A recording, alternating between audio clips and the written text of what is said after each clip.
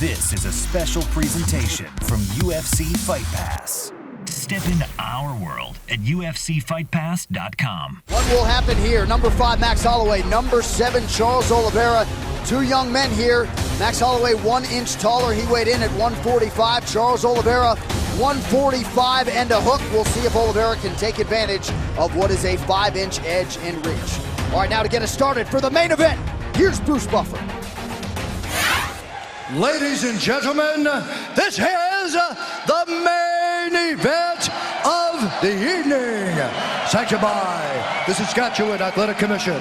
Our 3 judges scoring this contest at Octagon side are Sally Amato, Kevin Dornan, and David Therian. And when the action begins, our referee in charge, Herb Dean. And now, for those in attendance and UFC fans watching around the world, live from Saskatoon, Saskatchewan, Canada,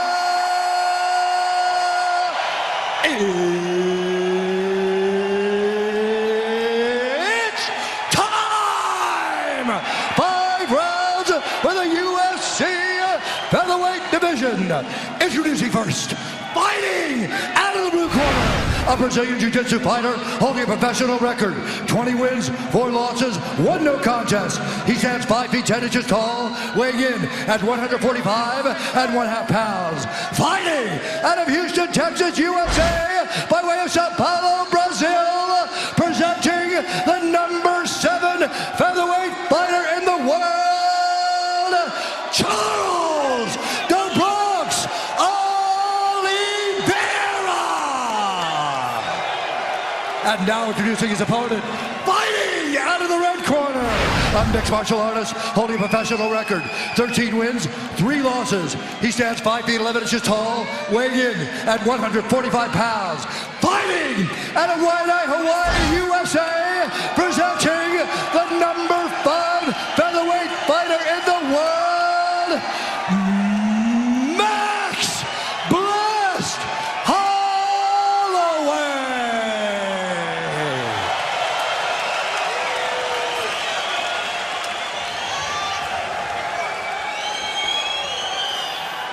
All right, gentlemen, we've been over the rules. Protect yourself at all times. Follow my instructions. We're gonna have a clean fight. Let's touch gloves and do this. I'm telling you, fight fans around the world circled August 23 on the calendar. As soon as this fight was announced, Max Holloway, Charles Oliveira, sharing the octagon here in Saskatoon. Great crowd on hand as usual in Canada. Here we go with the main event. Holloway in the black trunks, Oliveira in the white, immediately takes the center of the octagon. Holloway will give you a lot of different looks. He's very proficient both in the orthodox right-handed stance and as a southpaw. Usually takes him a little while to get his range, but once he does, incredibly accurate with his strikes.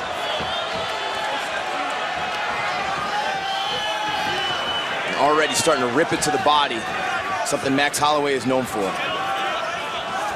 And Oliveira is just this gorgeous combination of violence both on his feet and on the ground, and if he can get you in that tie clinch, man, he will just rip knees to the body, use that to get around your head, drag you to the mat, or start setting up positions, submissions, even from standing.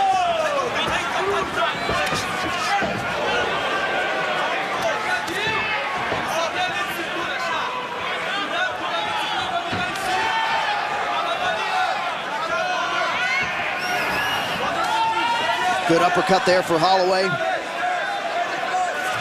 But you're right, he continues to target that body early. Well, and Oliveira normally stands very upright and doesn't move his head much. Already tonight I've seen him a little bit more crouched, hands high, and he just slipped another punch there, so something he's definitely been working on. And there you'll see, that's how confident he is in his ground game. Rips you up and pulls you into his guard, and very intelligent by Max Holloway. Don't play jiu-jitsu with this kid. Yeah, not gonna mess around on the canvas. Oh no. Oh, looks like an injury to the shoulder of Charles Oliveira. Anticlimactic, but Max Holloway wins the main event here tonight and jumps into the crowd to see his wife and family The doctor is attending to Charles Oliveira. Oliveira looks like he's holding on to his collarbone right now. But he's down. He's definitely in pain. And Max Holloway, as classy as they come, went over to check on his fallen opponent.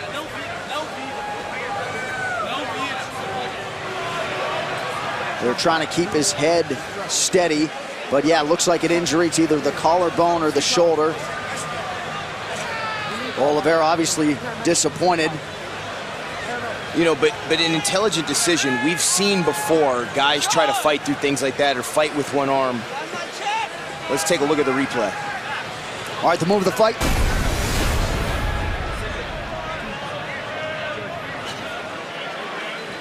So it's his left shoulder. You see as Max has a right underhook there and now pulls this arm out.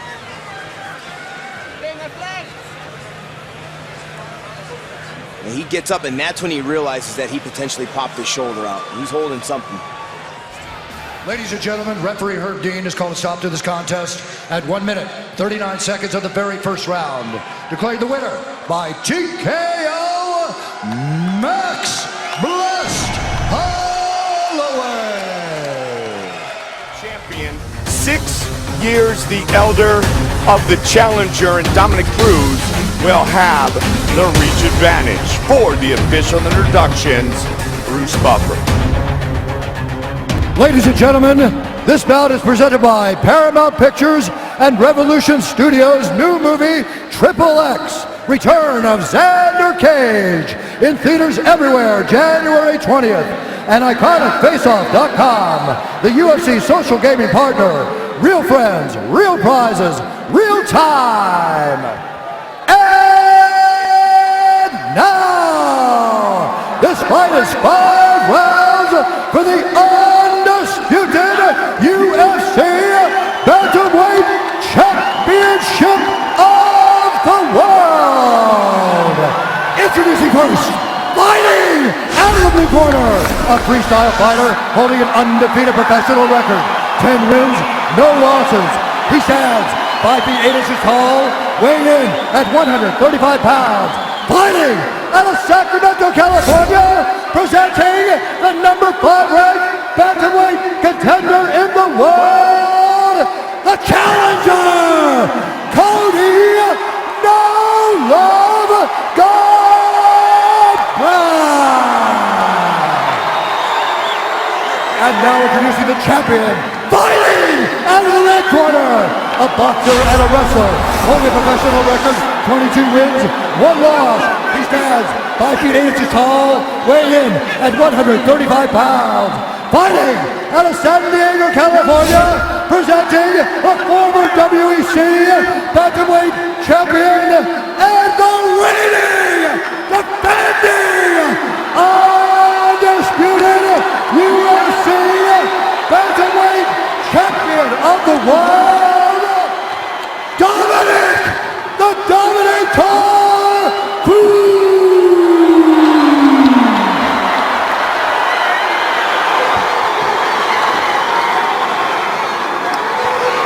All right, gentlemen, who's in the back, protect yourself at all times, obey my commands at all times. I want you to fight hard, but fight clean. You want to touch gloves, touch them now. Good luck. Step back. Nope, not happening. Cruz said the fight starts the second the person starts trash talking me. This fight started a long time ago. Dominic Cruz, Cody Garbrandt, Bantamweight title on the line. Big John McCarthy. Here we go! The champion in the black trunks, the challenger in the blue trunks. Dominic with a good right hand right off the bat. And that weird, awkward style that he has of bobbing and weaving and moving side to side. Constantly switching stances. Very difficult puzzle to solve.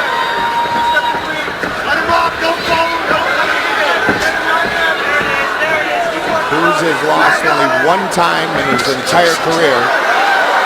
That was at 145 against Uriah years ago in the WEC. Look at this. Yep.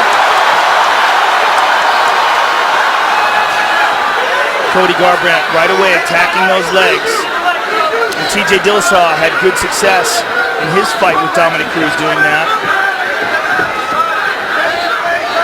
The animosity went to the next level this week. Well, one of the things that I wanted to see in this fight was whether or not Cody Garbrandt would be out of sorts, whether he'd be too emotional. He does not appear to be. He seems loose and relaxed, and he's fighting very well. Look at this. He's mocking Dominic. We talked about the emotional side of it earlier, Jeff. But so far, he seems very composed. Not just composed, but calm and collected and doing well. And he just caught Dominic. He caught him again. Second 5-round fight of his young career. And again. Yep. Left hand on the chin of the champion. Good leg kick there by the champion. Garbrandt's first 5-round fight didn't last very long. He knocked out Thomas Almeida, 2 minutes and 53 seconds.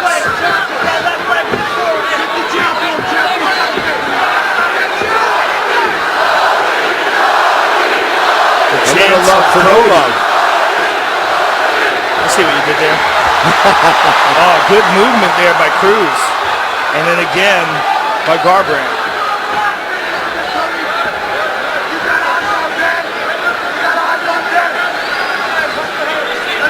And we know that Cody Garbrandt has never fought a guy like Dominic Cruz and has never fought 5 hard rounds with a guy like Dominic Cruz. And if this fight does go into the 4th and 5th round, that could get very interesting. Dom has done it so many times in his career and been so successful. Good kick to the body by Garbrandt, a good sprawl as well. And he said that one hurt. Nice leg kick as well, and then he's mocking him.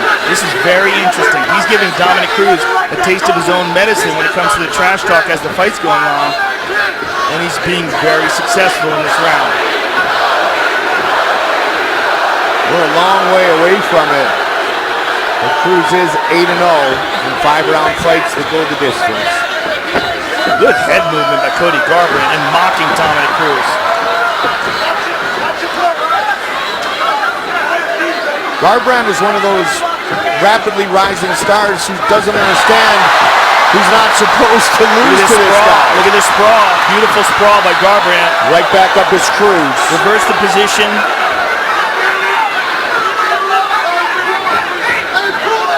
3 first-round finishes for Garbrandt here in 2016. Garbrandt light on his feet here, and that's what he needs to be. Can't get planted. Can't be one-dimensional. And he can't be predictable. Good inside kick by the champion. Shin on good shin. Right hand by Cody. Yeah. Ooh, good jab by Dominic. And a good left by Dominic as well.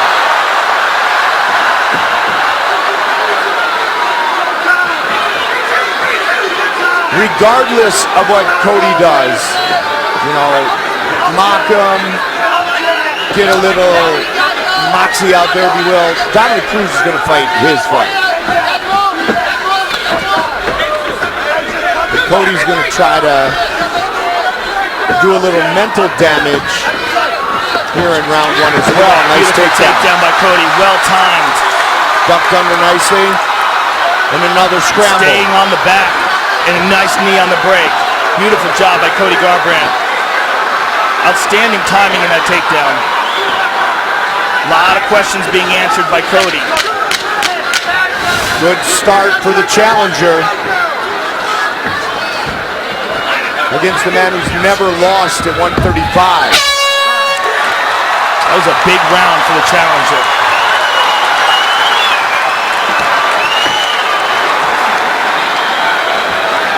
Deep breath. Nice thing. There you go. Deep breath. Baby. Chris. You gotta go out. Deep breath.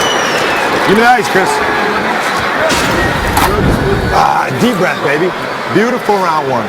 And there's a left hook by Cody Garbrandt. Take some water. Deep breath. Bring the heart rate down.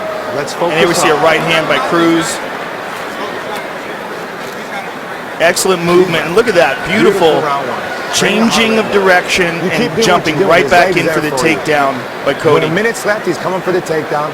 Let's jab the chest, up jab, flag on him all day. And we can see this raising left hand is what cut Cody. Don't let him get away with it. Justin Buchholz, his head coach, has cornered 3 world title fights, 27 rounds against that man, Dominic Cruz. He said Cody is fast enough to close and hurt him. Good start. Cody Garbrandt, Joe. We're not just seeing that, though. We're seeing him being slick. Yes. He's not just being fast and hitting hard, but Cody's moving fantastic. His footwork, his timing, that takedown was outstanding.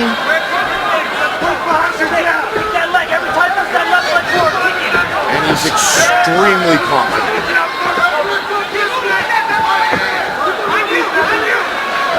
Dominic Cruz chasing Cody Garbrandt there. Over the top, nice combination. Good shots by the champion. Dominic does so many of those false starts. Makes it look like he's going to launch in on you and then stops and does it again. So you just really never know when he's coming and when he's not. Oh, good combination by Cody. Oh, and Dominic clipped him. Dominic might have hurt him there, Mike.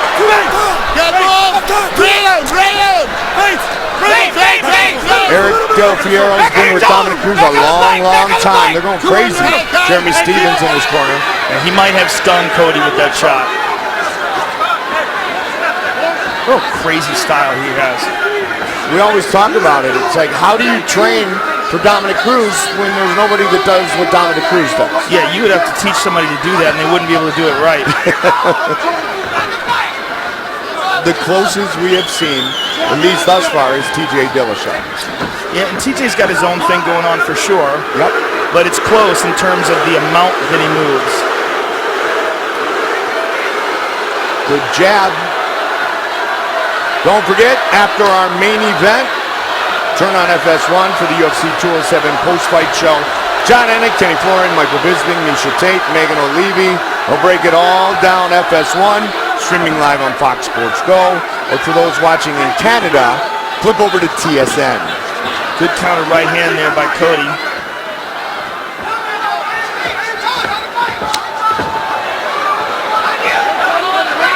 Good kick by Cruz. Tried to follow it up with the hands.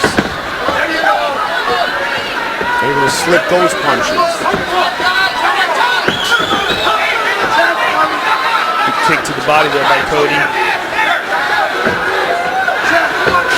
Midway point of round 2. And this explosive style that Cody has, this explosive striking style, it's going to be really interesting to see when we get into the 3rd, 4th, and 5th. How he hangs in there. Dom out so long, Joni. We talked about how his body is finally back in battle shape, if you will. That it did take a few fights and a lot of training to get back to where he feels he is now, and that's back to normal, if you will. Really amazing when you think about his comeback. The fact the guy was out for almost 5 years. There's a left hook by Cody. And he's pointing to the center of the octagon saying, let's meet here. 3 ACL surgeries, a torn groin. And look at him here. Looking to defend his belt again, the belt he never lost in the octagon. Very close matchup. Just like we hoped it would be.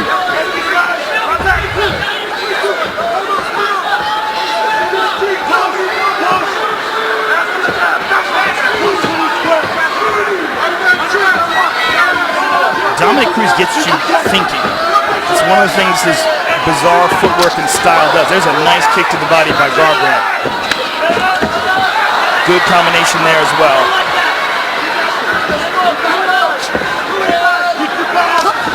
He caught that one right on the knee. That could have hurt. That shin slammed right into Cody's knee. Cody actually tweeted Uriah Faber years ago that he wanted to train with him. Here he is today. Team Alpha Male's finest young star. Avoids the jab. But Uriah has just done an amazing job of putting together a team that's not just filled with excellent fighters, but a brotherhood and a sisterhood, if you will. They just have amazing camaraderie, and that all trickles down from Uriah. Good kick to the body and a good counter right hand. 15 seconds, body kick again. Round 2. Dominic with a takedown attempt. Oh, what a flurry. This is a great fight so far. Fantastic fight.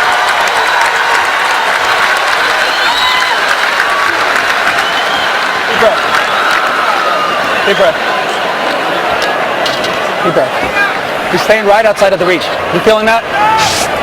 We're either gonna have to double up, looking to go 2 under. Double up. I know. Double up, 2 under. 2 under. Don't commit so much to hit him with the T. 2 under. Step in 3, 2. Every now and then, disengage at the wall. He's talking shit. Overhand right, step deep. Back kicks. Get ready with the overhand when he returns. I want the same combo you knocked out Warren with. 2 kick. He's bent over when he goes southpaw. When you go southpaw, your right hook's there. Keep finding his chest, tear his legs up. Push kicks are there too. Let's stay light on the feet. I want you to come out, show those good wheels, baby. Show that good world-class cardio. We're going into round 2. Here we see a right hand and a left hand behind it by Garbrandt, right on the jaw. There's a kick by Dominic and a right hand behind it.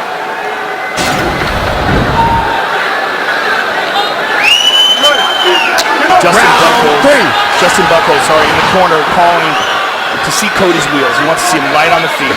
And that's one of the things that we saw in the first round. We saw a relaxed Cody. Oh, head kicked attempt. Oh, he tagged him with that right hand. He tagged him with that left. Garbrandt scoring early. He can't wind up here, though. Cruz is cut. He is cut. Cruz is cut over the left eye. Garbrandt caught him here early. But Cody can't start headhunting now, and he can't wind up. Now that he's tasted blood, literally and figuratively. Yes, indeed. He can't wind up now. He's got to go back to what he was doing. We're being told that it was a headbutt that cut him. We could see it. I'll show it to you guys in between rounds, but it was absolutely a headbutt that caused that cut. The accidental headbutt. Oh, he tagged him. He tagged him with the right hand. Garbrandt. What head movement by Cody. Yeah. Beautiful head movement. And he is talking trash to Dominic and laughing at him. This is awesome. Again, Cody is not the one-dimensional fighter that Dominic Cruz hoped he would be.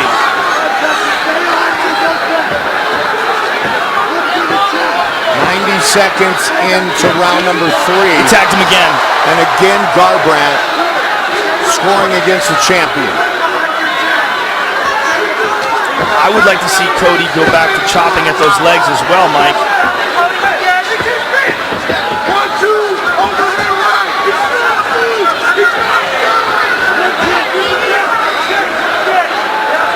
Again, that was something that TJ Dillashaw had great success with in their fight. Yeah.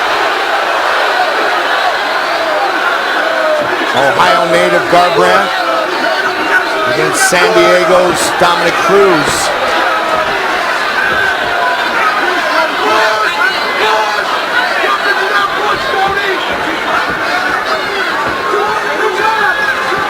That cut doesn't seem to be affecting the vision of Cruz. Good right hand there by Cruz. Cody all over. Oh, big right hand by Cody. Let's go, baby! Dominic wisely back to the center of the octagon. And Cody keeps pointing to that center of the octagon. Meet me here. Keep that jab going! Jab, baby, jab! There's a good inside leg kick by the champ. Let's get those wheels, let's get back! You hear, let's keep those wheels going. That's Justin Buchholz. Yeah, they don't want him to get stationary. They don't want him to get flat-footed. Stand and trade, both willing. And obviously very able. 2 minutes. We got ourselves a fight. We certainly do. Oh, good count. Oh, he hurt him. He hurt him. He hurt him again with a knee. And Dominic comes forward like a zombie. Look at him. What a chin. Nice jab by Cody. Yeah, they both jab. Dominic is getting busted up here, Mike.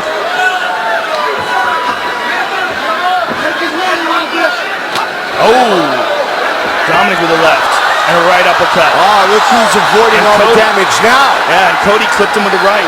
Great head movement. There's a good leg kick by the champ. Duck and roll, avoid damage. And he's out of the way, turn the corner nicely.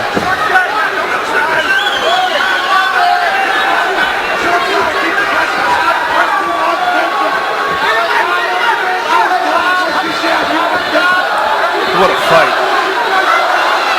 The champion 12-0 at 135. And a good round. Dominant round for Cody Garbrandt. Yeah, and a really bad round for Dominic Cruz, not just from the punches that he got hit with, but also from that headbutt. Dom pushing forward. Cody is swinging for the bleachers when he gets those openings. Nice kick by the champ. Good return by the challenger.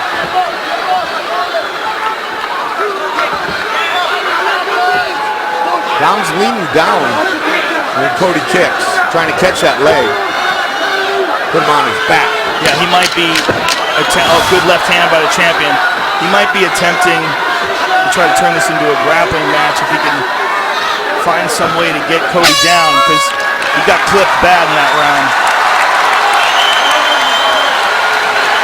We're going to take a look at the headbutt that caused this. There was a couple of punches that landed in the exchange, but it was the head that caused this big cut. That is a nasty cut on the champion's eyebrow. I need you to get more aggressive with kicks. Let's take a look at it here. Here's the exchange. Boom, he hits him with the right hand, hurts him there. Bite down your mouth, please. Keep your chin down. And that was where it happened. With your kicks. That collision of heads right there caused that on the left eyebrow. Please move and look for that right eye. That is nasty. Oh my. Wow, that's Marvin Eastman nasty.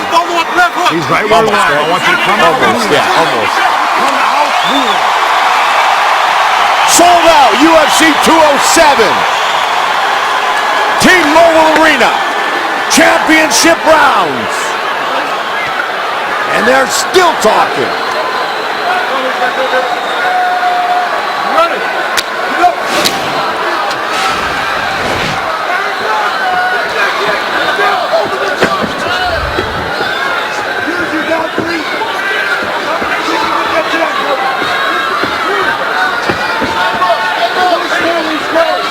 Round 22, pretty darn close.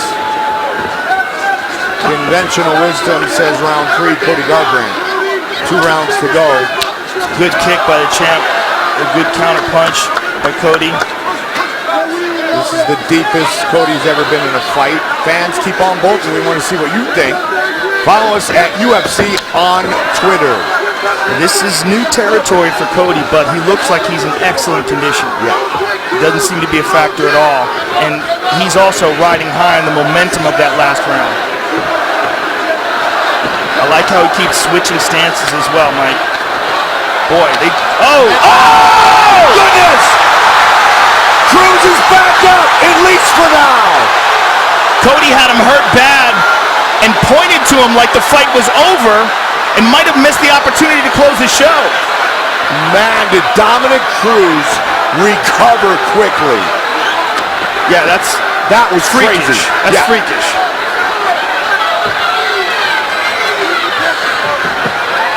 But again, Cody can't get flat-footed now, and he can't remember what brought him to the dance. Right. And Dominic comes with a big left hand off that break.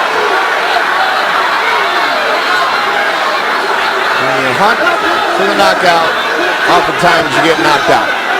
Cody backs up, stays calm, and will engage again. Well, he's showing excellent composure and looks very collected in there.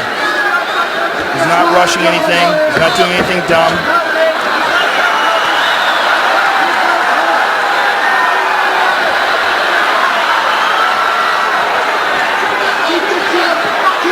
Round 3 to Garbrandt.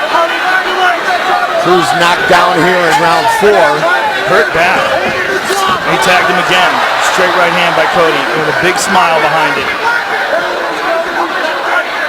Dominic Cruz is now on desperation mode. Absolutely. He's got to know he's losing this fight now. And one of the things about Dominic is he's not really a finisher. I mean, he stopped Takeya Mitsugaki in the first round in his rematch fight, swarmed him. Look at this. Cruz says, bring it.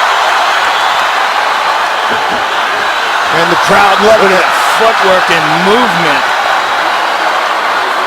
Cody just looks so relaxed in there. Garbrandt said more than once he has been targeting Dominic Cruz since he was in high school. He knew eventually that he would get a chance to fight Cruz.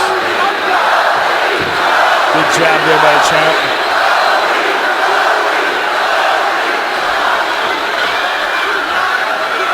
You're going to bring the belt home to Sacramento. They collide.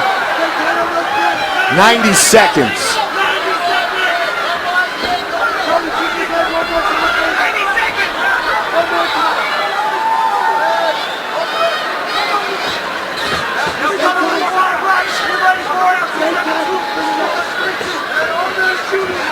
Cruz is having an extremely difficult time scoring.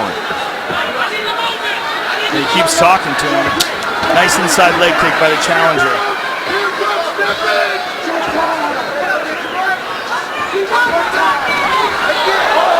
Big swing and a miss.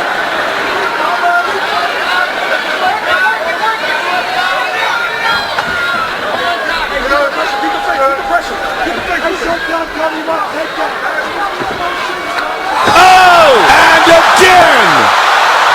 He hurt him bad. That's 2.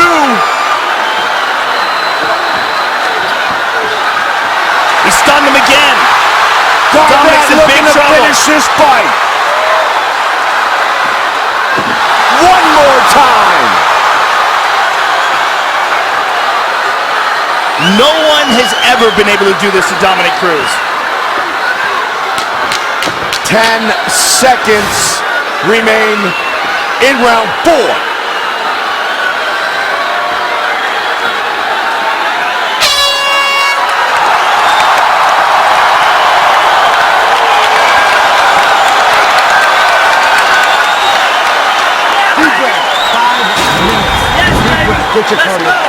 Here's the first knockdown.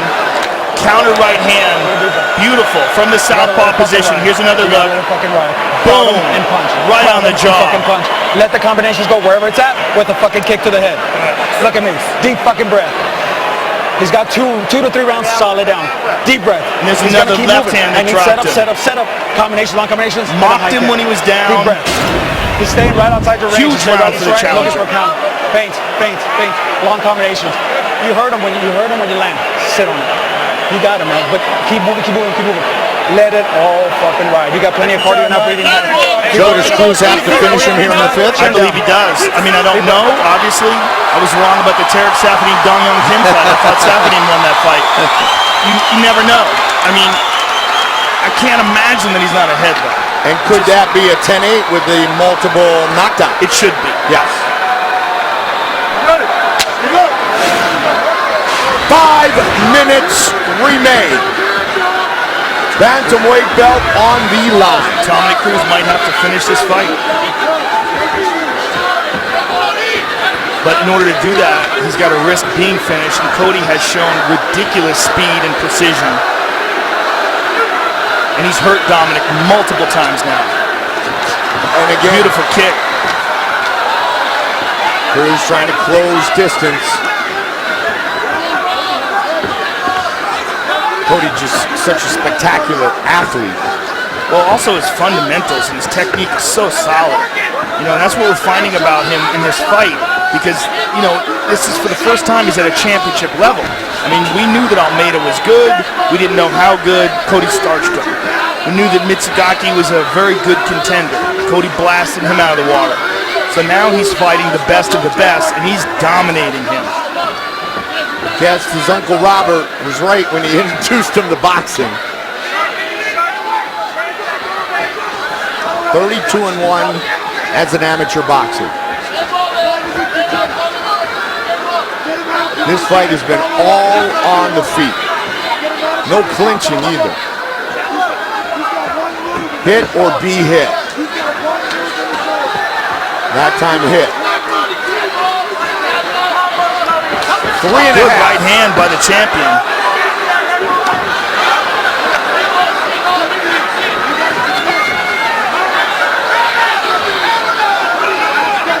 Boy, these guys are swinging, Mike.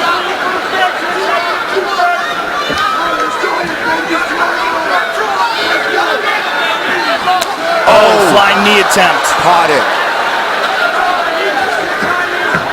That's Dominic Cruz looking for what he may believe is a much needed finish, a mandatory finish. Head strikes.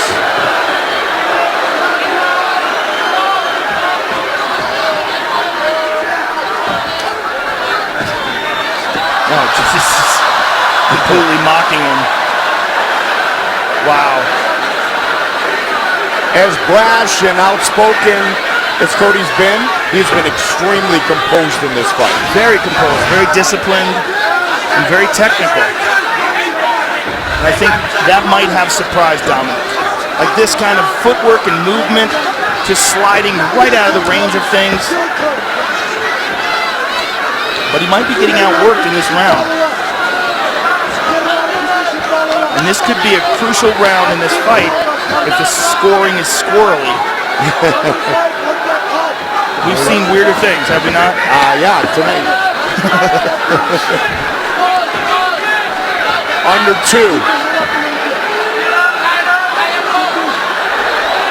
Spin and a miss.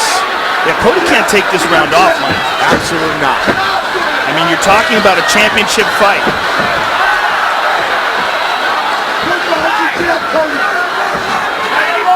He can't think that he's already got it in the bag.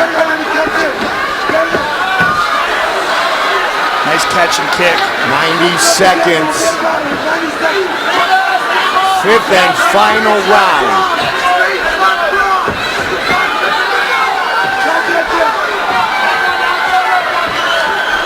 Garbrandt just 25 years old. Ooh. Ducked under. Just barely missed that spinning back fist.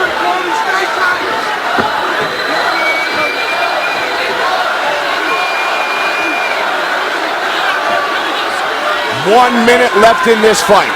Garbrandt looks up. Yep. Yeah. He's feeling it. And Dominic's putting the pressure on him. Man. Cruz is swinging. Garbrandt presses him up against the cage here.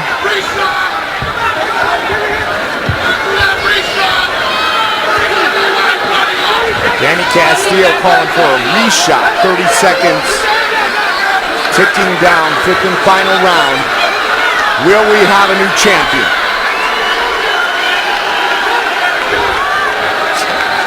Nice knee on the break by Cody. Yeah. Will this belt go to Team Alpha Male?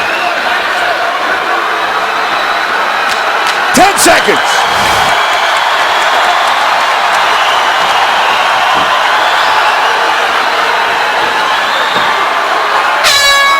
They go the distance. That was cool to see him hug after that. Absolutely. They thought about it for a second. It's like, all right, I'll do it. Yeah. What a fight. What a fight. I think we have a new champion. I agree.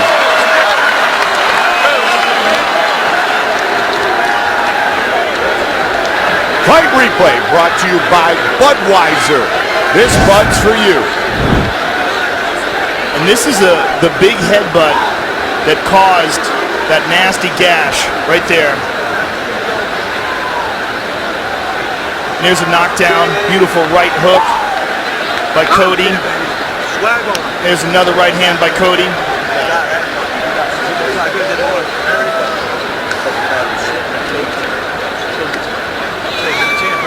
Left hand by Cody.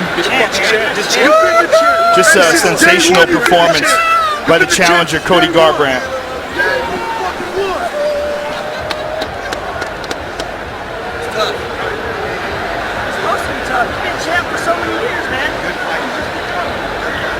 Champ, Cody! Wow! Let's do the champ, baby!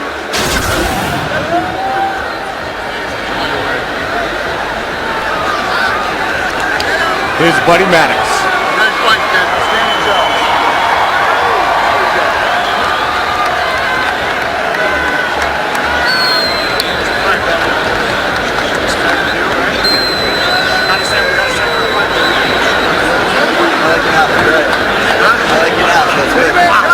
Right?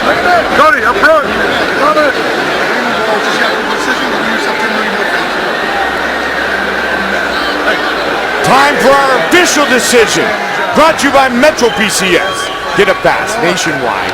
4G LTE network for only $30 period. Wireless figured out. Bruce Buffer with the decision. Ladies and gentlemen, after 5 rounds, we go to the judges' scorecards for decision.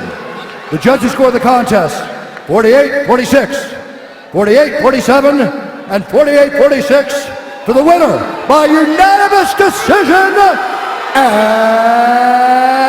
new undisputed UFC Bantamweight champion of the world, Cody No Love Garbrandt.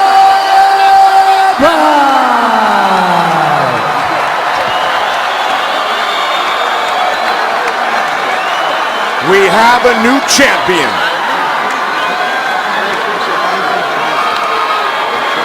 Cody Garbrandt.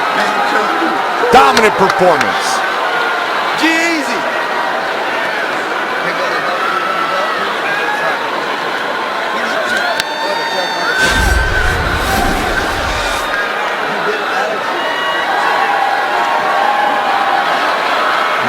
I'm here with the winner and new UFC Bantamweight champion of the world, Cody Garbrandt.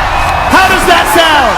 It sounds amazing. I've been waiting to hear that and visualize that since I was 12 years old, since I first watched the UFC. You know, it's been a great journey. I want to thank everybody that's been a part of it from the beginning till now. And I wouldn't be here without a lot of support from them, and especially this man right here. He really brought faith and redirection in my life. Maddox Maple was 5 years old, diagnosed with leukemia, and fought his ass to be able to walk me down here and for me to finally be able to do this for him.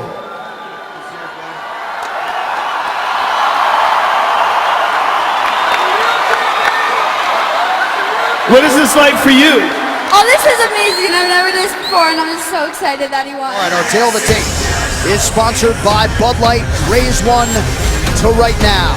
Dustin Poirier, number 7 in the world, 27 years old. Michael Johnson, 10th rank, is 30. Johnson, 1 inch taller, 156 pounds for Dustin Poirier, 154.5 for Michael Johnson, who will have a reach advantage of 1.5 inches. All right, now for the official introductions for the main event, here's Bruce Buffer. Ladies and gentlemen, this is the main event of the evening. Sanctioned by the Texas Department of Licensing and Regulation. Executive Director Brian Francis. Our 3 judges scoring this contest at Octagon side are Kerry Hatley, Marcos Rosales, and Guadalupe Chapa. And when the action begins, our referee in charge, Dan Mergliata. And now, this is the moment UFC fans watching around the world have been waiting for. Live from Hidalgo, Texas,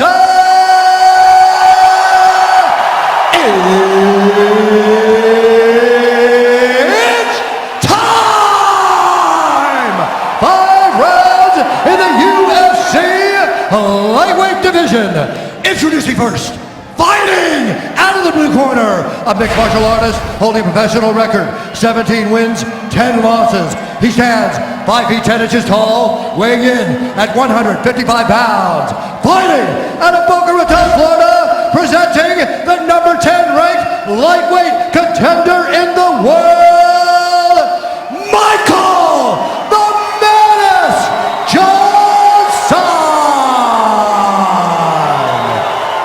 Now introducing his opponent, fighting out of the red corner, a Jiu-Jitsu fighter, holding a professional record, 20 wins, 4 losses. He stands 5 feet 9 inches tall, weighing in at 156 pounds. Fighting out of Coconut Creek, Florida, by way of Lafayette, Louisiana, he is the number 7 ranked lightweight contender in the world, Dustin the Diamond Poirier!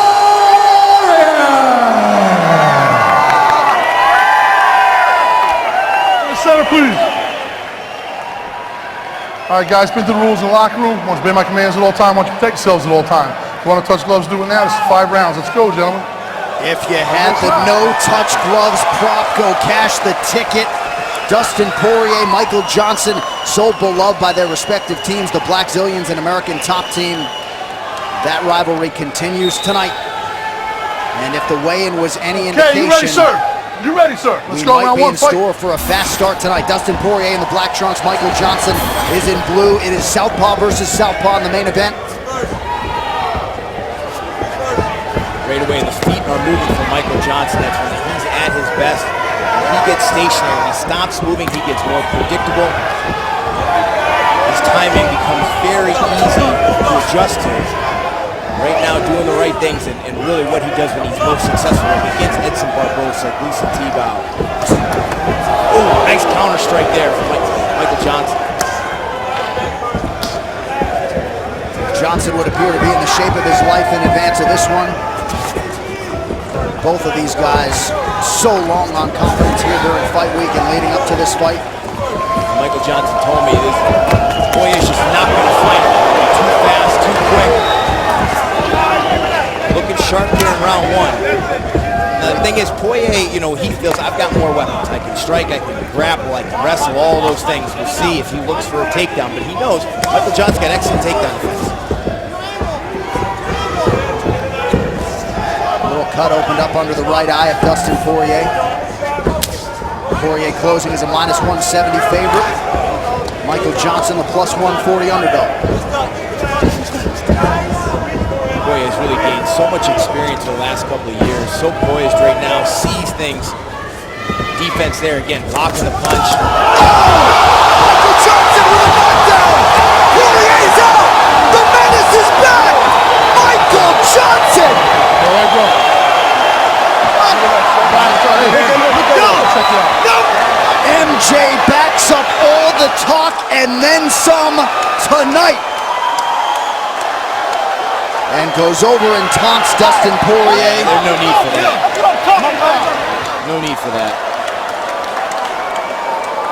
Michael Johnson has vaulted into lightweight title contention tonight. Poirier not at all happy. What a result in the main event tonight. He was so sharp, quick on his feet. His hands, his combinations were fast. You saw in some of his previous fights, like the Nate Diaz fight, he'd overextend on his punches, kind of fall forward on his toes. We saw none of that tonight. His footwork was excellent. He focused on quickness and speed because he has such natural power. The Move of the Fight is sponsored by Metro PCS, where you get nationwide coverage on the blazing fast 4G LTE T-Mobile network for $30 period. Well, just as it looked like Poirier was getting his own rhythm, Johnson comes up big, right hook, straight left hand combination counter. And Michael Johnson shows off that very real power, 155 pounds, and a huge, huge win for Michael Johnson. Boom, bam.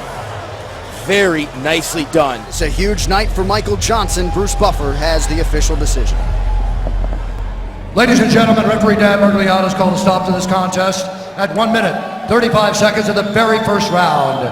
Declaring the winner by knockout, Michael the Menace Johnson!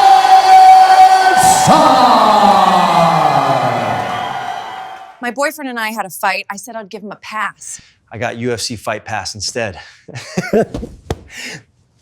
So Joshua Berkman now 37 years old. Drew Dober is 28. Berkman taller by a couple of inches. That matches his advantage in the reach department, 72 to 70 inches. All right, to get the night started with the official introductions, here's Bruce Buffer. Ladies and gentlemen, this fight is 3 rounds in the UFC lightweight division. Introducing first, Fighting out of the blue corner, a freestyle fighter holding a professional record, 17 wins, 8 losses, 1 no contest. He stands 5 feet 8 inches tall, weighing in at 155 pounds.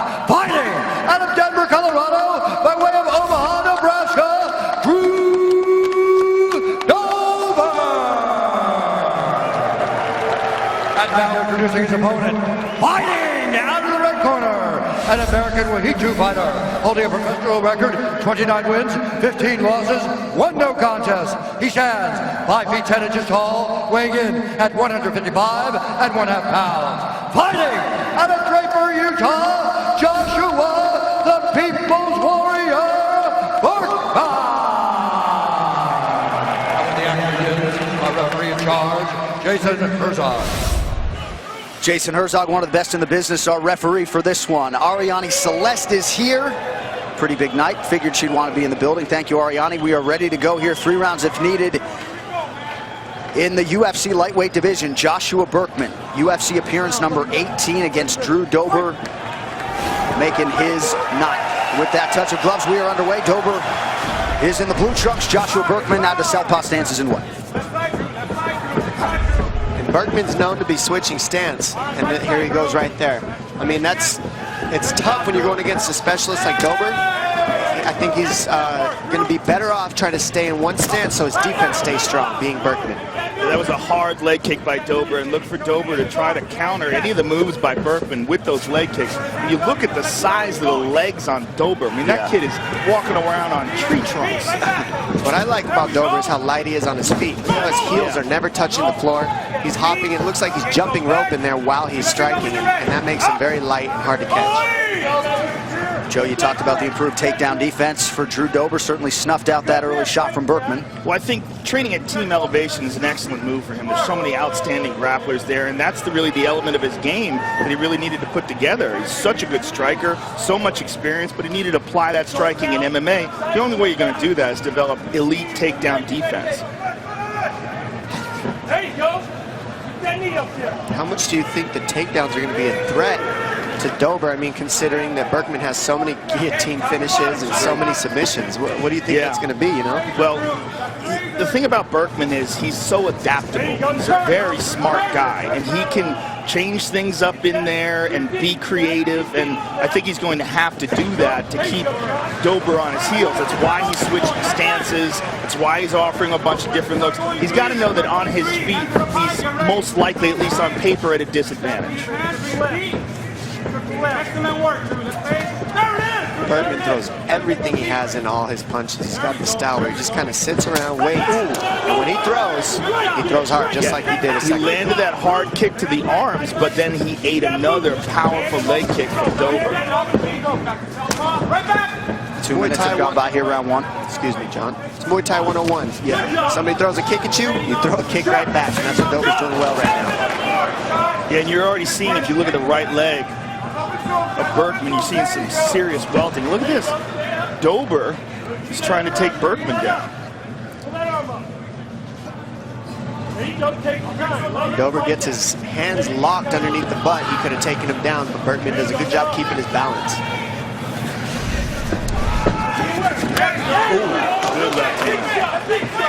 This counter out of the clinch by Joshua Berkman. Now Dober presses forward. That's a good left hand on Drew Dober. Look at the feints of Dober. He's moving in and out, and that kind of interrupts the power of Berkman. Berkman wants to sit and throw everything he has into 1 or 2 punches. Dober moving in and out will really help him if he keeps the fakes going. And Berkman doesn't know which time to commit. There's the feints right there, pulling out the kicks of Berkman. Huge left for Dober. Berkman is down and out. Drew Dober. Huge left hand.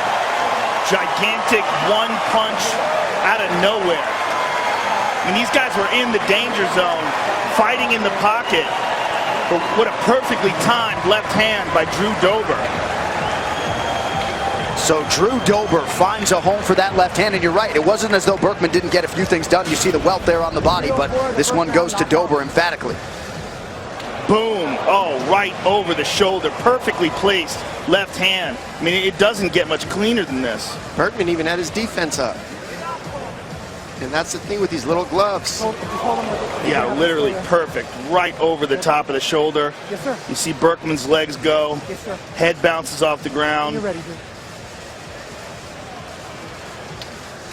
So different in these fights. There were 16-ounce gloves on. That punch doesn't get through. So Drew Dober said the time off was just what his body needed, and he certainly gets the desired result here tonight. Nice pop from the crowd as Joshua Berkman gets back to his feet. All right, now to make it official, we go inside the octagon where we find Bruce Buffer. Ladies and gentlemen, referee Jason Herzog has called a stop to this contest at 3 minutes, 4 seconds of the very first round, declaring the winner by knockout, Drew Dober. 2-0 by Rosas, 2-0 by Peñalosa. Just a 10-year difference, 17 for the American fighter, 27 for the Mexican fighter. Almost both the same height, same weight, and a much more reach for Raul Rosas, a 25-centimeter reach advantage for the American. Let's go to the voice of the cage, Pablo Flores. Ladies and gentlemen, let's get ready for 3 rounds of MMA action in the Ultimate Warrior Challenge Featherweight division. Sponsored by Roobet, Crypto Casino, 2,800 and more slot machines, live blackjack. Roobet, the place to go. Fighters Inc. and Pure Life. Your 3 judges going this bout in cage side. Cristian Equiwa, Jose Cobian, and Joaquin Flores. Your referee in charge of the action, Daniela Modad. Introducing the fighter standing in the blue corner. He wears the gray trunks with green trim. He officially weighs in 142.6 pounds. In 2 professional bouts, he stands undefeated. 2 victories, no defeats. He represents the Rock MMA, Manzanillo, Colima, Mexico. Jose Relámpago Peñalosa. And his opponent across the cage, standing in the red corner. He wears the black trunks with green and gray. He officially weighs in 145.2 pounds. He's standing with 3 professional bouts. 3 victories, no defeats. Representing 10th Planet Jiu-Jitsu, the problem child from Las Vegas, Nevada, USA, Raúl El Niño Problema Rosas Jr. Now with the final instructions, your referee in charge of the action, Daniela Modad. 3 rounds. Peleadores ya saben bien sus reglas. Hagan una pelea limpia, ¿ok? Choquen las manos a sus esquinas. This fight is brought to you by Roobet, Crypto Casino and Sportsbook that offers over 2,800 slot machines. Thank you, Roobet. We are about to begin our second fight of the evening. Raul Rosas against Jose Peñalosa. Both fighters come into this undefeated, so confidence is high. You can smell it in the air. These 2 alphas ready to duke it out. Peñalosa couldn't defend the takedown, and as usual, Raul Rosas in a very favorable position at the beginning of the fight. Yeah, this kid's very persistent. He knows what he wants. He goes for it. He doesn't take no for an answer. He's going to keep coming forward until he gets it.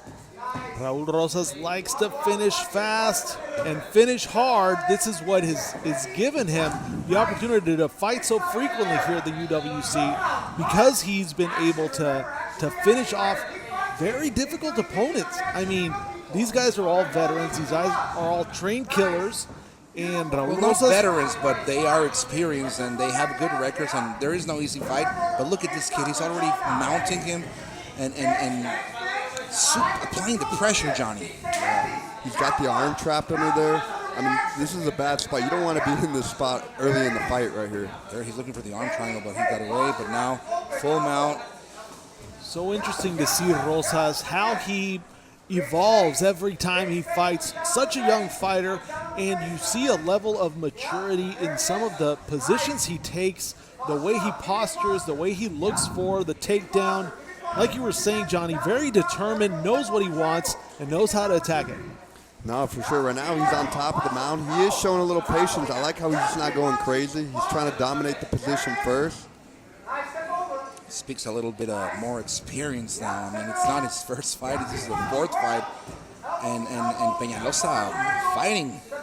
Wow, what a way to just overpass Watch and out. overpower. Triangle attempt, Johnny.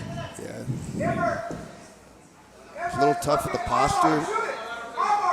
But right now they're not so slippery, so you might be able to secure it. Switches to an armbar. Armbar attempt. Tight. That's close. But Peñalosa with that leg on top of Raul Rosas' head is defending the armbar. Johnny, help me with this. Yeah, this position right here, the armbar's in. He just needs to be careful not to let his opponent up right here, but he's going to lose it a little bit. There you go. Raul needs to get back up, fight the position. He does a good job doing so. Now this is a key moment for Peñalosa. Halfway through the round, and now there you go. Peñalosa attacking the leg now. To be going for a heel hook. Heel hook attempt by Peñalosa, but Raul Rosas with the counter attack. That looks tight. Oh my God. Raul Rosas looking to finish in the first round. These positions are always tough to watch. So interesting to see both of these fighters fighting for the position. Whoever gets it can potentially win this fight right now. What a hard by Peñalosa. He's tough as nails, no doubt about it. Yeah, it looks like he escapes. He's out. Nice job by Peñalosa, surviving the attacks of the jiu-jitsu ace, Raul Rosas Jr. We got to fight, gentlemen. We haven't seen a lot of people do that to Raul. We haven't seen anybody do that, Johnny. This is crazy. I mean, if you've seen these fights go through, this is something amazing that we're seeing. These scrambles usually don't end like this. I'm impressed with the pressure of Raul. This kid has a gas tank, and he's not stopping, and immediately took the guy again down, body triangle, and looking to finish. And if this goes to the second round, it's going to be interesting to see Raul Rosas what's his gas tank like, right? That's right. That's right. We see a lot of explosiveness here from Raul Rosas, which is typical, but we haven't seen what happens in the second round or third round, if we see that. Another punch connected by the Mexican fighter. Huge heart by Peñalosa. 1 minute to go in the first round.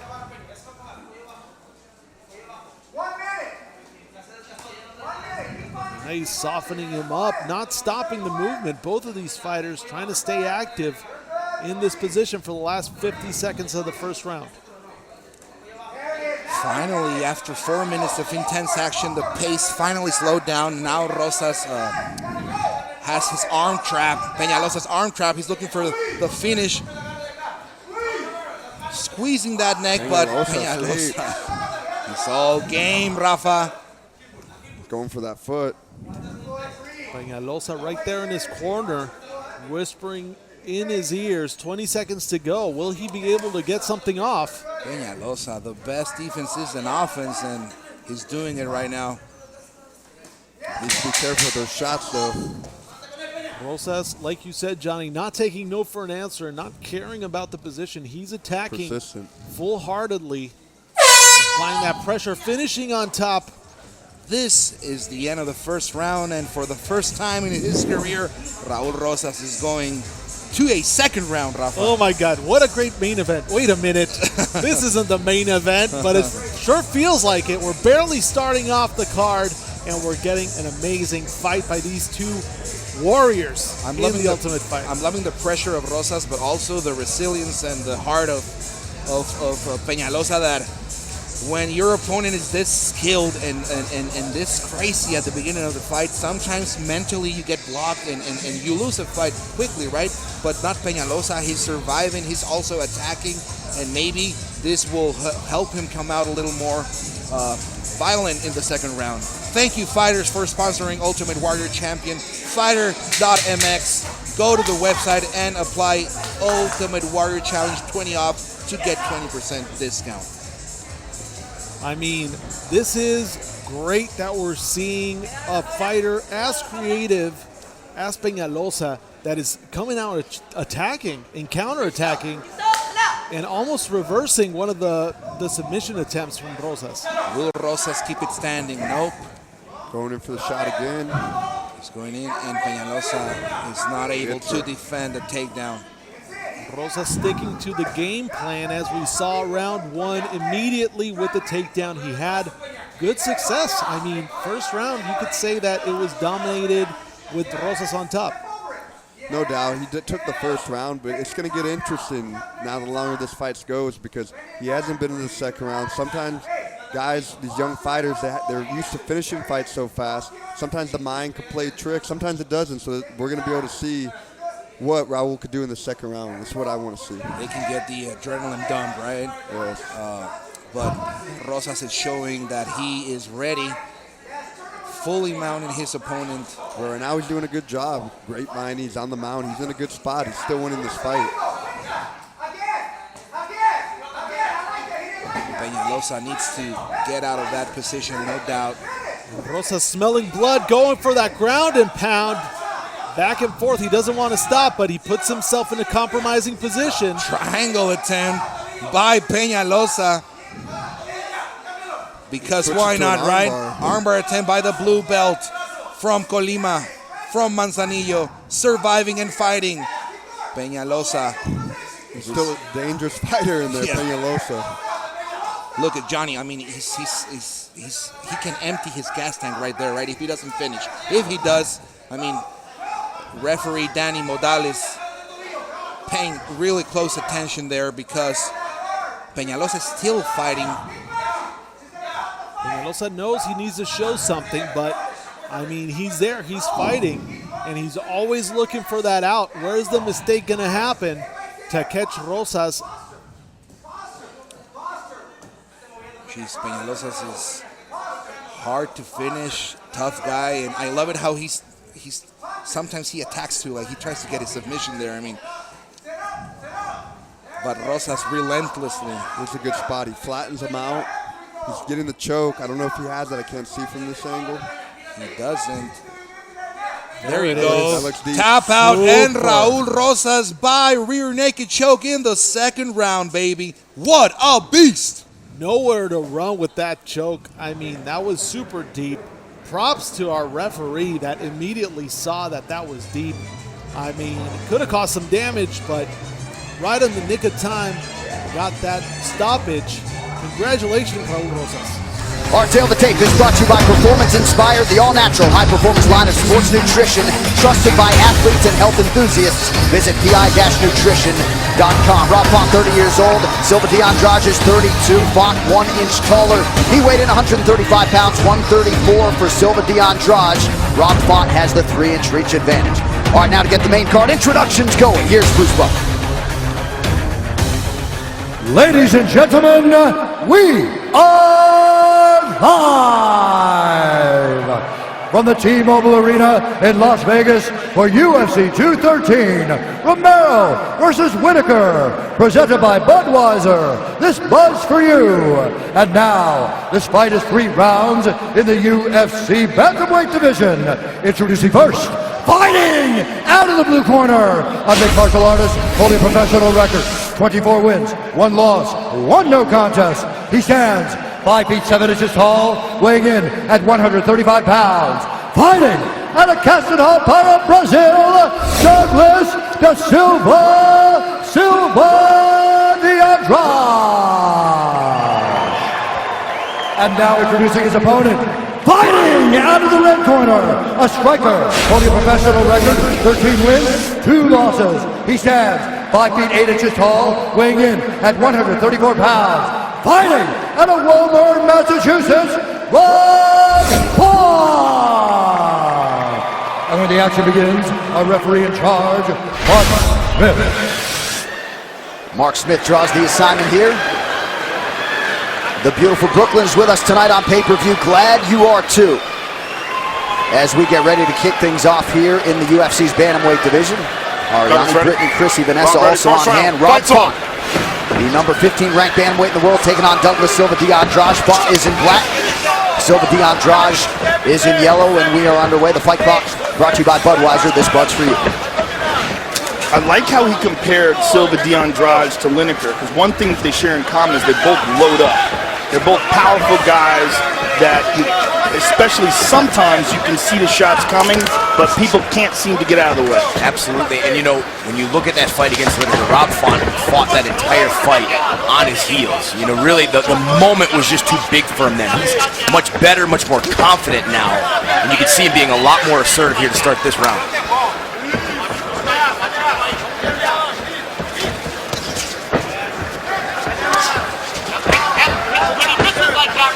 Everything Andrade throws is heady, Bill. Beautiful timing on that double leg. Yeah, outstanding. When he really lifted that right leg high, put it on his hip, but man, Andrade is strong. Look how quickly he gets his hips back under him to pop up. Yeah, very strong, and Rob Font looks like he's ready to time that knee. Look at this. Andrade dropped down.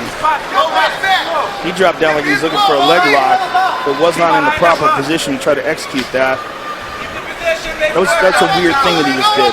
Costly error. Again, you know, something you see in the gym and you could pull off maybe on guys that aren't this level, but not here. But his movement was restricted because they were up against the cage. But this is an area of Font's game that has continuously grown. You saw in his last fight against Matt Schnell, he looked absolutely fantastic on the ground with his transitions. Works very hard on his grappling. Yeah, Andrade's moved back to full guard, but you could see that he was, in fact, hunting for a leg lock. You could see he was trying to get an underhook on one of those legs, but Rob Font stuffed it. But you see in these scrambles, look for Andrade to try to go under the legs of Rob Font. Rob looking for a guillotine here, and he's got a hold of the neck. He's under the chin. He's going to go for the high elbow here, and it's a great spot. You can trap the guy's hips against the fence, but he loses it. Good transition, though, in the scramble. Threw a good combination there. He missed that head kick. I love that, though, when guys fight in the in-between phases of the sport. Sometimes that's an opportunity for guys to break and take a rest. Font uses it to strike. Under 3 minutes here to go in round one. Let's listen into the red corner, Mark Delagrati. Rob, we need to straighten out that right hand. Rob, pace yourself. Pace yourself. Conserve your energy appropriately.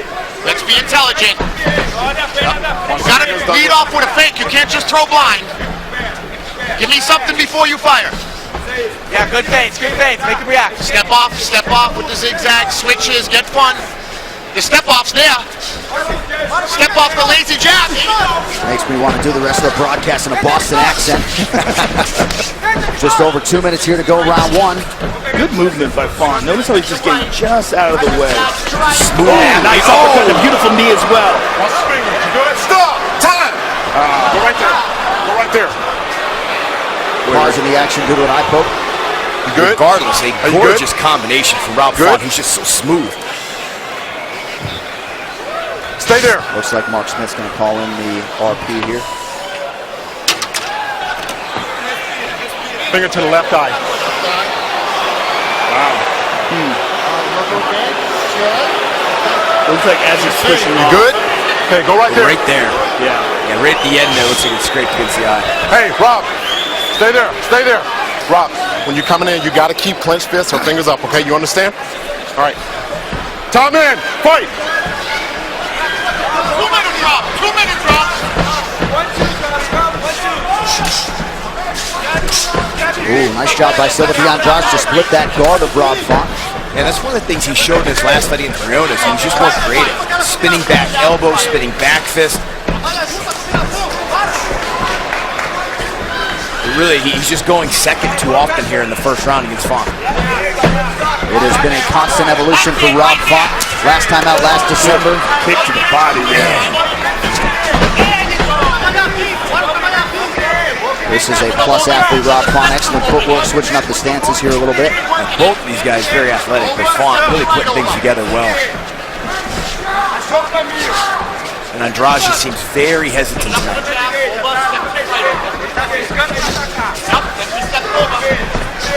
Woo! Caught him with that left. Yeah, that might have been his most significant strike of the fight. Important for Font not to let him gain his confidence back. You get someone on their heels, keep them there. Keep them reacting to you. Silva Andrade has never been finished. A perfect 2-0 since dropping down to 135 pounds.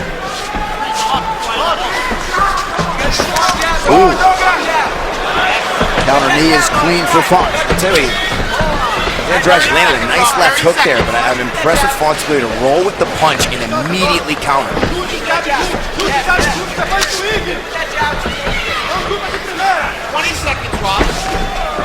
Good right hand over the top by Font. That hurt him, Rob. That hurt him, Rob. And Andrade is not having a whole lot of success fighting backwards right now. He's getting pushed around the octagon, constantly going second, eats a knee there. Now guillotine kept his knee. Very little time left here. Wow. So the horn sounds indicating the end of round one. Tonight's Corner Cam is brought to you by Performance Inspired, the all-natural high-performance line of sports nutrition trusted by athletes and health enthusiasts. Visit pi-nutrition.com. This water? Slow down. Slow everything down first, Rob, okay? Rob, you're so much better than this kid. Don't let him capitalize on stupid little mistakes. You're so much better than this kid. Campeão, veja bem. Você tem que movimentar e surpreender. Estamos movimentando pouco. We're moving too much, not enough. Let's move and surprise. Esse é o caminho. That's the path. Let's try that combination that we practiced. You can't just kick. You have to jab and kick. E depois joga o swingão. And then throw the other hand. Well, the wait is nearly over for Dana White's Tuesday Night Contender Series. It debuts in 3 days, July 11th on UFC Fight Pass. The new series set to feature 5 live fights each week with up-and-coming talent, also fighters looking to revive their careers. Dana White's Tuesday Night Contender Series all summer on UFC Fight Pass. Don't miss the live action this Tuesday at 8 p.m. Eastern. All right, second round here. Rob Font, Douglas Silva, Andrade, Brian, Mark Delgrati, very urgent there after round one. Yeah, they didn't want him to do anything stupid. Said, look, you're so much better than him. Don't be silly. Don't force it. I mean, honestly, there's a translation, obviously, so you could get some of that stuff lost. The corner of Andrade really gave him nothing. You know, hey, look, you need to move more. You need to throw punches before your kicks. That's all they gave him, and just not enough to get this kid back in the fight. There were moments where I understood what Mark Delgrati was saying, where Rob seemed like he was forcing the action a little bit too much, wasn't hiding his intentions, and got caught with some leg kicks and a couple of good punches. But for the most part, I think when Rob is finding his groove, you see that. Like, as Silva Andrade tries to connect, Font's just slightly out of the way, where he is finding much more success. I mean, that's a beautiful exchange right there, where he's in range, he tags him, and as soon as Andrade looks to counter, he's already gone. And it just highlights the talent in this men's bantamweight division. It is quickly becoming one of my favorite divisions to call fights in, as these guys are so well-rounded and so technical. And Font feels like he can hang with the top 5 right now. The onus on him to try to finish Douglas Silva Andrade tonight as a 3-1 favorite. He doesn't want to get sloppy, because Andrade has some heat everything he throws.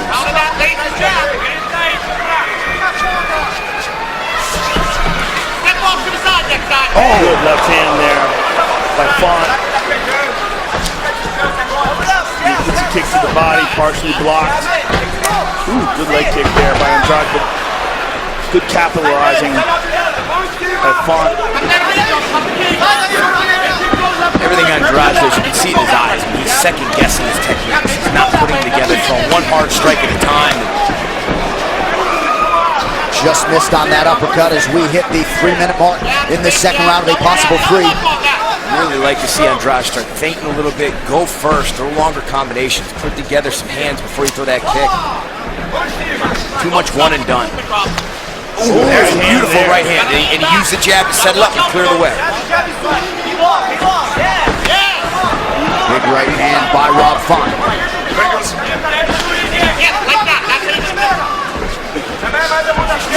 Some swelling around that left eye of Silva Andrade, who's starting to land a few shots here. You're right, Brian, it's one and done, but a few significant strikes landing here midway through round 2 for the Brazilian. Well, everything he throws is hard, so if it lands, it's going to make an impact.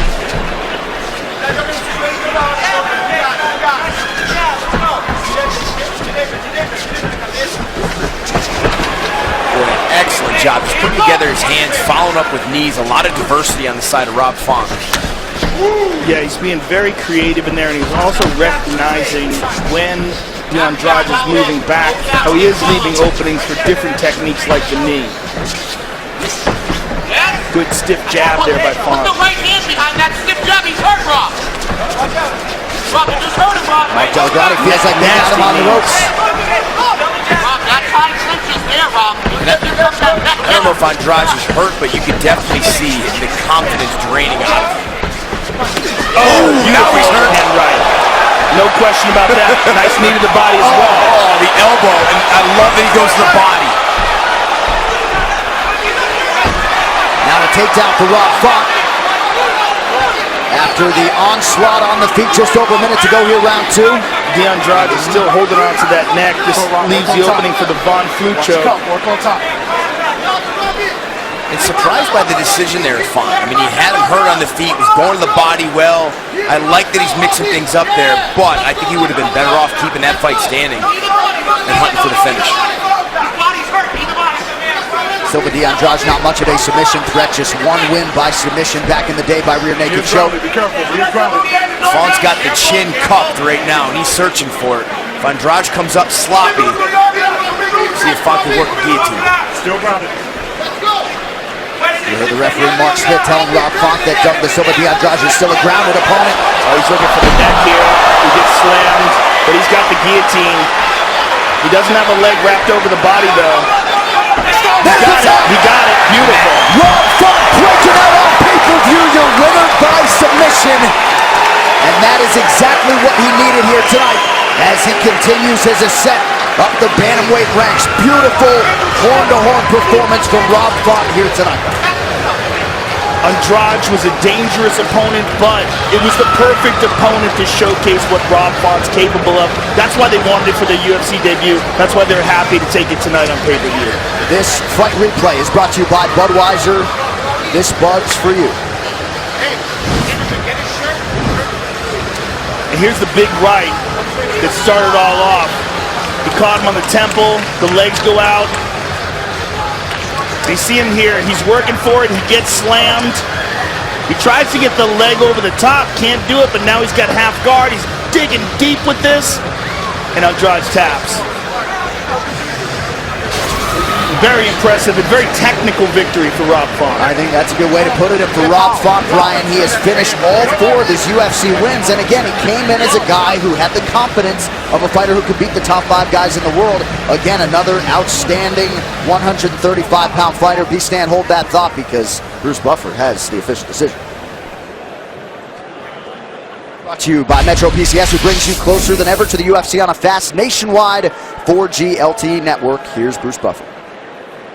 Ladies and gentlemen, referee Mark Smith has called a stop to this contest at 4 minutes, 36 seconds of round number 2. Declaring the winner by submission due to a guillotine choke, Rob Font. Get to our tail of the tape for this matchup at lightweight. Nick Lentz is 5 years older at 34. He stands 2 inches shorter as Oliveira is 5 feet 10 inches tall. He has a giant 6-inch reach advantage. Back inside for introductions with Joe Martinez. And here we go, ladies and gentlemen. 3 rounds. This in the UFC lightweight division.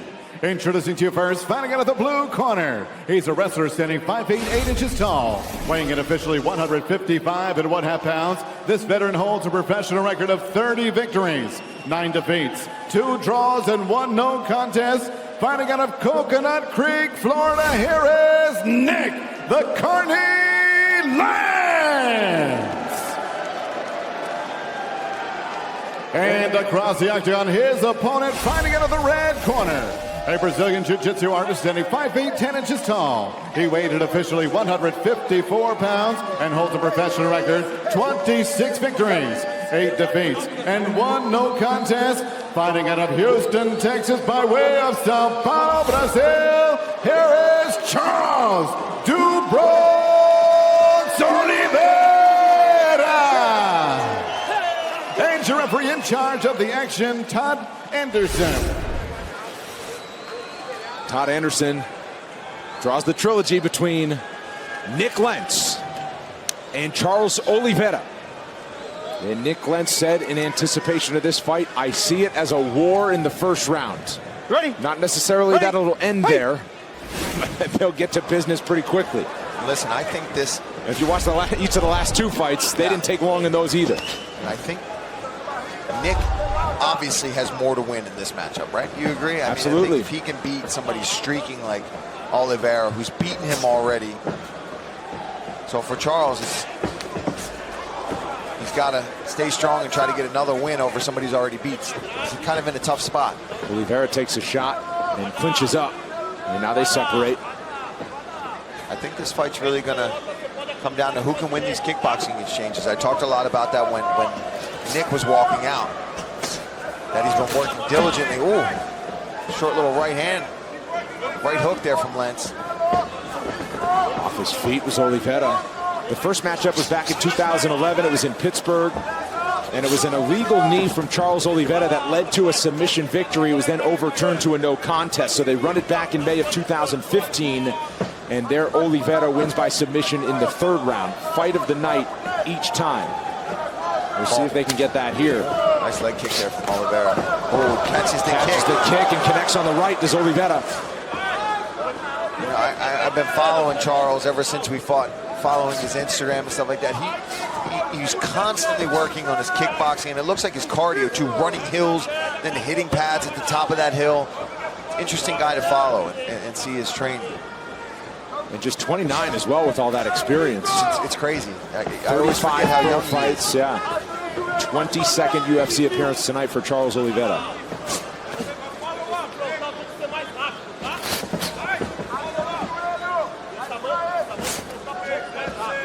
Nick Lentz, man, he's shown to be able to take a shot, keep on kicking.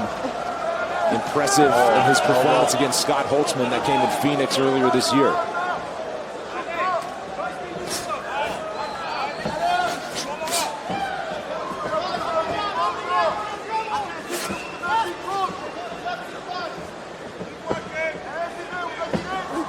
Oh, man, jumping elbow. Superman elbow from Oliveira, and it's Lentz. Kind of wraps up the legs for a moment. And there's a cut that's opened up on Lentz. Man, look at above his left eye. Not the best spot. Always got to watch that guillotine from Lentz. Well, a guy like Nick Lentz who has the miles on him. There's some scar tissue, certainly.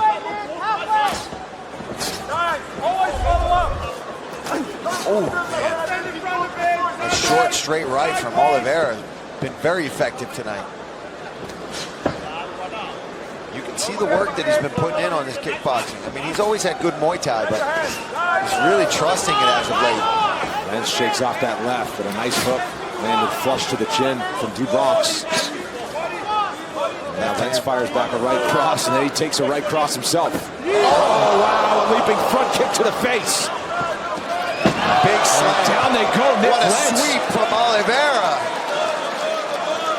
And now let's see some world-class jiu-jitsu on display as that cut continues to leak above the left eye of Lentz. Yeah, not too bad yet, but with Oliveira on top of you, he's going to look to land some elbows, I can tell you that, or wrap your neck up, which is what he does well. That's for sure. And certainly we've seen in some instances the blood kind of helps that arm sneak under the chin. And there he goes. Look, he wants you to dig that underhook because he wants to set up this. I mean, it doesn't matter what side you go to. Big elbow on the other side. There he goes. And now trying to wrap up the neck. 1 minute to work. See Lentz. He's no stranger down here. He's got very good grappling himself. Postures good up at with staying another out of short danger. elbow right on the cut too.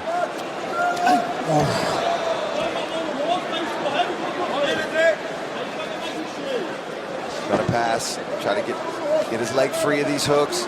See him just kind of clinging on here. Tying that leg down of Oliveira, but good shoulder pressure. Trying to get that leg free. Try to slide it right up the middle if he wants to go to mount. But for Oliveira, I think most of his work he does so well from side control. When he can throw in those anacondas and darces or get you to belly down and go for a shot and wrap up a guillotine. He's trying to ride it out. Another short elbow from Oliveira. And Lentz escapes and back to the feet. Oh, nice front kick to the body as well from Charles.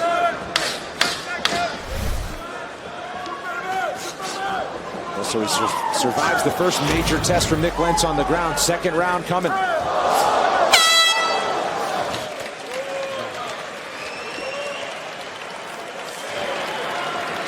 Hey, buddy. Nice and relax. Control your breathing.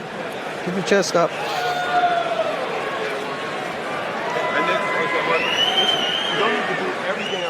Yeah, take your right shots. You're staying in front of it. Don't stay in front of it. Remember? Sideways, take your shot, go to the side. So work that butt a little more. He's going to get, not only for the Go to the bodies, move sideways, and take your time with what you're doing, okay? And those takedowns, anchor down, get heavy. Put hips on them. Don't rush passing and posture and not punching. Control them first, and then move up. With that elbow or front when you're in front of you, like I said. You gotta get a little bit more elusive in there. Don't stay straight. Second down. Come on, buddy. Hey, let's go.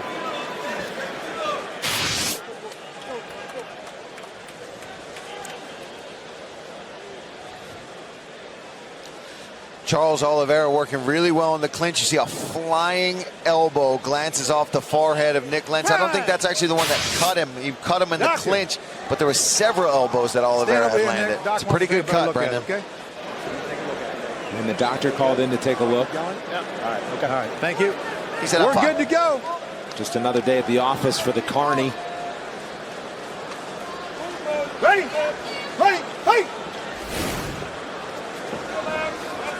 Trevor Whitman, what did you hear between rounds? I was listening to Nick Lentz's corner, and Henry Hooper was asking for more angles and to pick his spots, but he did say one key point that I agree with, and I think it's great advice, is you gotta work the body. With his body type being shorter, you can get to that body a little easier, so I think that was great advice to go to the body. Well, they find themselves on the ground right now. That cut has reopened up from Lentz, and just 30 seconds in, Oliveira's already got his neck wrapped up again, Paul. Yeah, and we have seen Oliveira in the past get hurt to the body, but he's got a guillotine right now. He's trying to adjust his hands. Looks pretty tight. Lentz is squeezed tight enough. There it is. He's got the left arm caught. Has not tapped just yet. I thought I saw a tap there, or at least a phantom tap for a second. Well, he put his left arm out as if like, here it comes, but he held off. I wonder if that affected Charles Oliveira at all.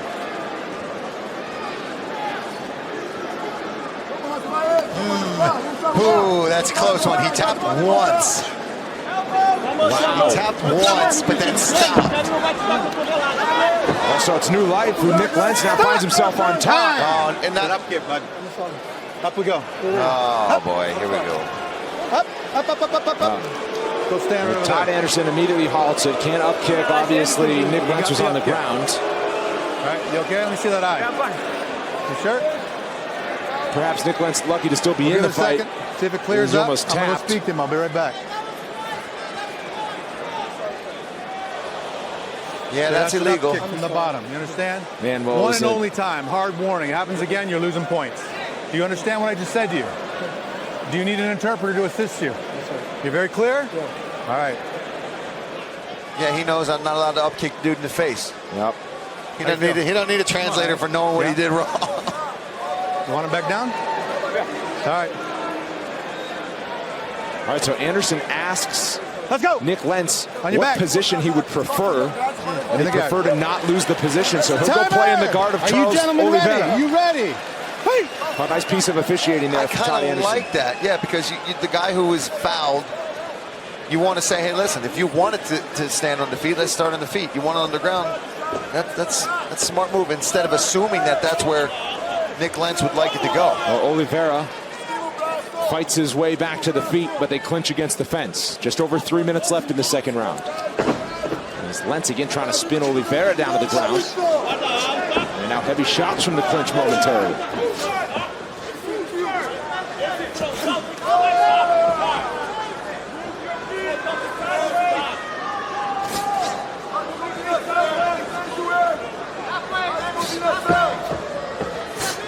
Big right from Oliveira. Hammer fist. Nick Lentz is down. Charles Duprox Oliveira doesn't wrap him up. He knocks him out. Charles Oliveira. Wow. I thought for a second, I'm like, he's going to go in for a sub just to get another sub. But I liked that he didn't. He went and he used his hammer fist, ground and pound. Beautiful job from Charles Oliveira. I don't know if he's looking at me or people behind me. I think he was looking at you. I wonder if he wants that one back. He's gotten Nick Lentz twice now. I'm excited. And Charles Oliveira with his first knockout since 2010, Paul. Now listen, this is something he had been doing the whole fight. He was catching the kicks of Nick Lentz and landing that beautiful straight right hand down the middle. Just this time, it was right on the button. Let's take a look. Right on the jaw of Nick Lentz. Puts him down. Icing on the cake.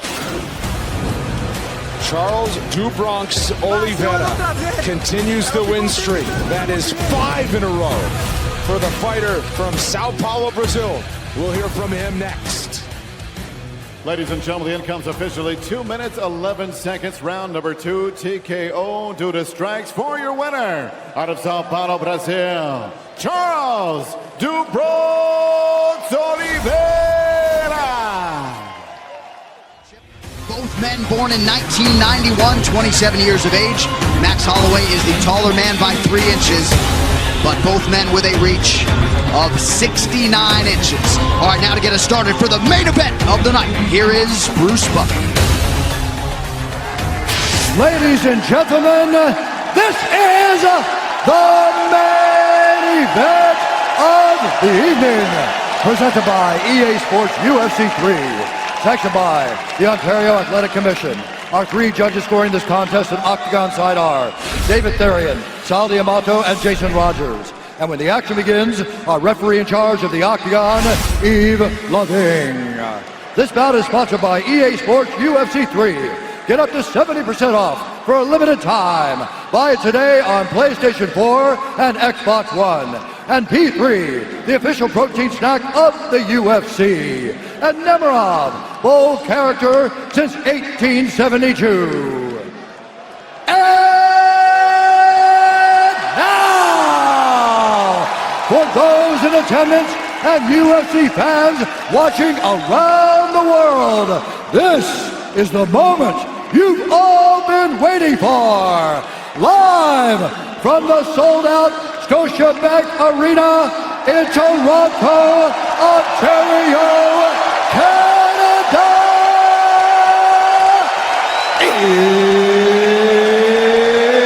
It's time! 5 rounds for the undisputed UFC Featherweight Championship of the world. Introducing first, fighting out of the blue corner, a mixed martial artist holding an undefeated professional record. 14 wins, no losses, 1 no contest. He stands 5 feet 8 inches tall, weighing in at 145 pounds. Fighting out of Los Angeles, California, USA, presenting the #1 ranked featherweight contender in the world, the challenger, Brian T.C.T. Ortega! And now introducing the champion, fighting out of the red corner, a mixed martial artist holding a professional record, 19 wins, 3 losses.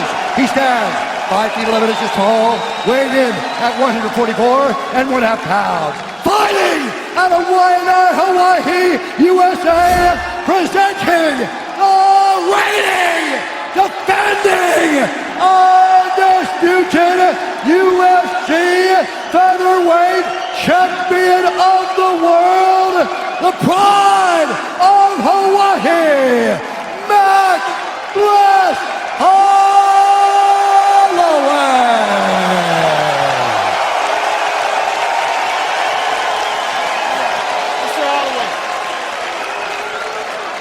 Protect yourself at all time, obey my command at all time. If you want to touch it up, do it now, go back to your corner.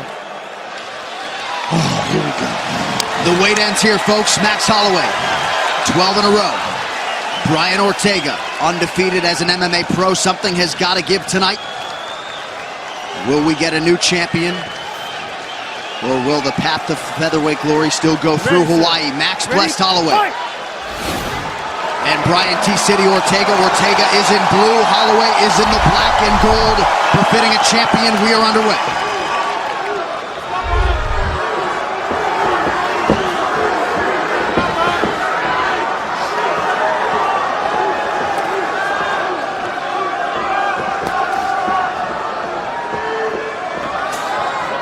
Huge discrepancies in terms of the striking rate of these men. Holloway, the busier guy, the more effective striker on the feet, offensively and defensively. footwork and movement is such a big part of his game. And as we said, he's one of the very best at moving just out of the range of his opponent's attack and then right back in. And you see it right there. Just slides away. Very difficult to hit clean. And he's got such a high fight IQ. Knows when to move in, knows what to do and when to do it. Holloway made his UFC debut at 20 years old against Dustin Poirier. He hasn't been finished since. Hasn't lost a fight in more than 5 years. Ortega presses forward and lands.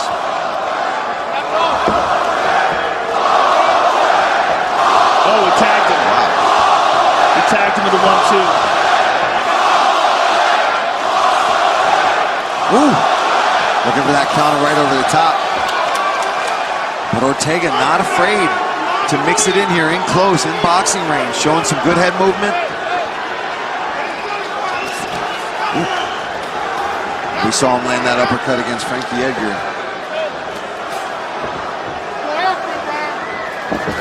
Nice right hand there from Max. Ooh. Another nice right hand. Good angle. I like how he cut that angle to land that punch. Good kick.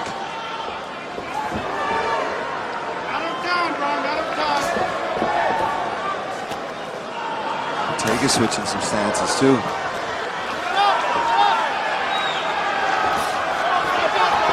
Holloway rips the body. And that's something Max does very well. He makes sure he attacks the body. He mixes things up. He'll go to the head and body, throw multiple punches at a time, especially if he has you hurt. He jigs there again to the body. Ortega constantly switching his stances. 2.5 minutes have gone by here, round one. Good right hand. Oh, nice counter from Ortega. Both guys.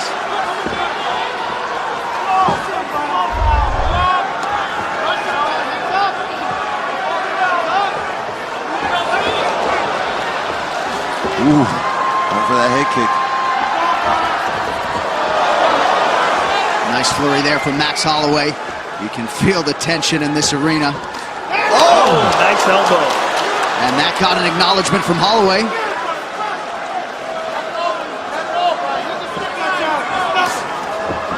Nice hook to a right hand there from Ortega. Oh, stunned him. Clean right hand. Seems to be okay, shaking his head. Good entry by Ortega. Oh. Good double leg. Max fighting, he's trying to push on the head. You got one leg free. Nice job from Holloway. Good sign for Holloway as he gets right back to his feet.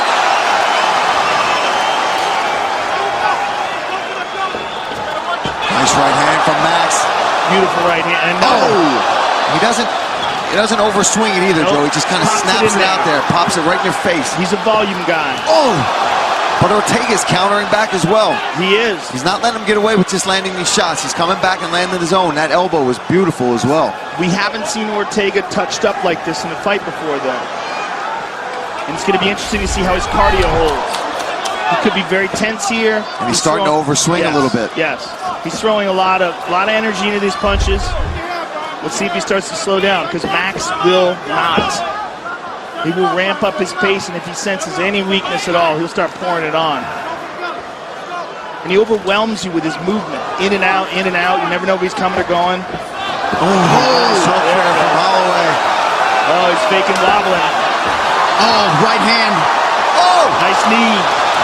Very good knee. Head kick. Look at this. Ortega enters on a single.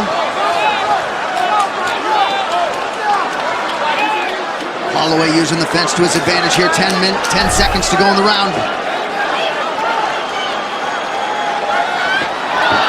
Nice defense there from Holloway. Beautiful defense. And made him work. Strong start for the champion. He used his weight on that. You see how as he hoisted him, he just kind of sat into it.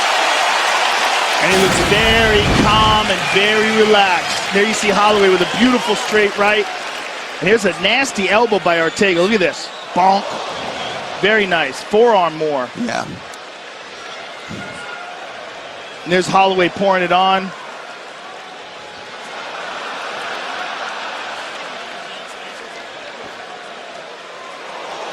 And And there's a nice counter right hand by Holloway and slides away from Ortega. So get in there, get him against the cage, and the takedown doesn't have to be right away against the cage. It can just be lay on him, and then eventually connect those hands and we go down. It's beautiful. And remember, you don't have to take him down. We can tie that rope on the cage. You're closer, man. Put your hands up, Brian, okay? You're defending well. When you put your hands up, you're defending well, Brian.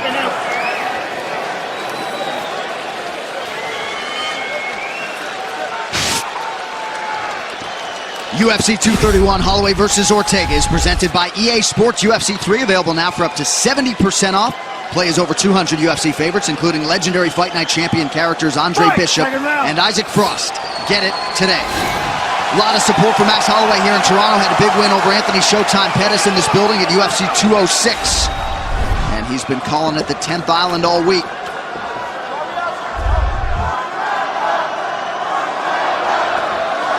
There's that jab.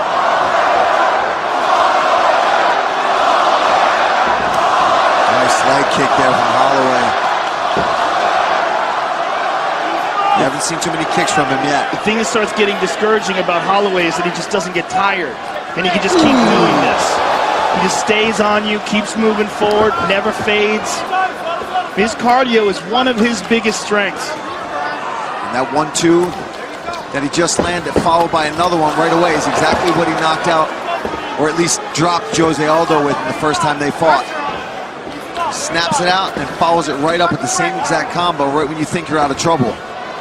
Another right hand lands for Max Holloway. If you know the history on Brian Ortega, though, you know that he has rallied to win before. Absolutely. Ooh, nice clean hand.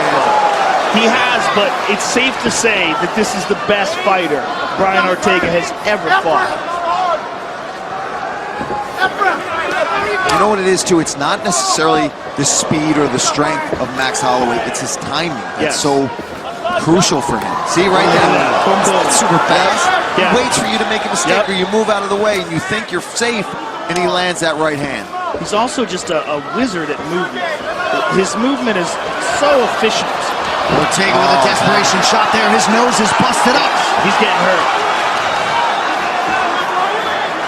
These bright lights show this big first title shot. It's a lot to take in, especially against a dominant guy like Max Holloway. It's Max. It's Max. He's the best. The best featherweight of all time. Oh, beautiful job from Holloway. Oh, big right counter from Ortega. Ortega is busted up. Mouth is wide open now because he can't breathe out of his nose. Comes back with his own combo, though. At least to this point, Holloway not in fear of the power coming back his way on the feet.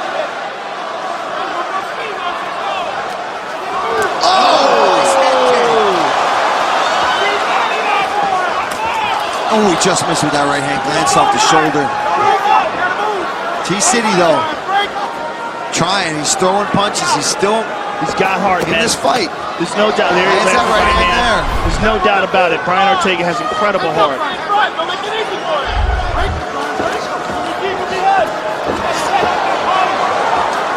Max got to be careful. He doesn't want to overcommit with that right hand. T-City looking for that right uppercut. Nice leg kick again from Holloway. Oh, beautiful right hand. That right hand has been a piston all night, man. Timing in the movement is just sensational. It's beautiful to watch. Look at that. Nice. Oh, nice elbow. Beautiful elbow. Nice combo from T-City still in. It's just, man, he's got to be having a lot of trouble breathing if that's all coming from his nose right now. Big right hand for Holloway lands again. Pouring it on. Look at that distance control by Holloway. Max barely breathing heavy, 9 minutes in. Oh, man. Clean right hands.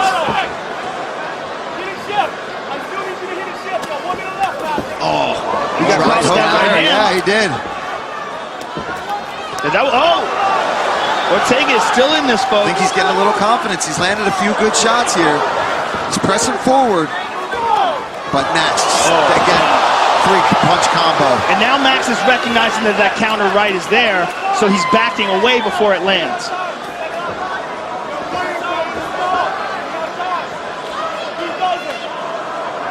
Ortega told us I got that Mexican blood pouring through me. If I got to lean on the toughness and the heart, I can, but he is up against it here as we round down round 2. Nice right hand there from Ortega. Well, when it comes between toughness, Mexican or Hawaiian, I say that's a wash. Yeah, that's a push. Both these guys are going to take a shot. People.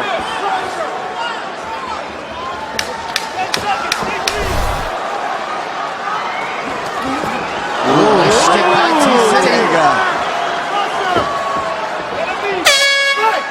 All right, 10 minutes down. We will go into the corner of Brian Ortega as Max Holloway intimates this is my octagon.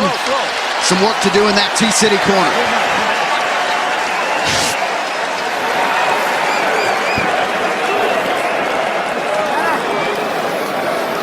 John? Brian, you gotta go now. You gotta lean back all the way back and relax. We got 3 more rounds. We got 3 more rounds. Okay, Breathe. You have wordplay. It's okay. Deep breath, champ. Now you gotta fucking press it. Let's go. Shit, get your head off the line. Guys getting exhausted. He's swinging for the fences. Put on cook him. Cook him. When he's done, he's done. Don't rush it. Okay? You're doing everything. Don't slug. Get off center. Don't give this guy.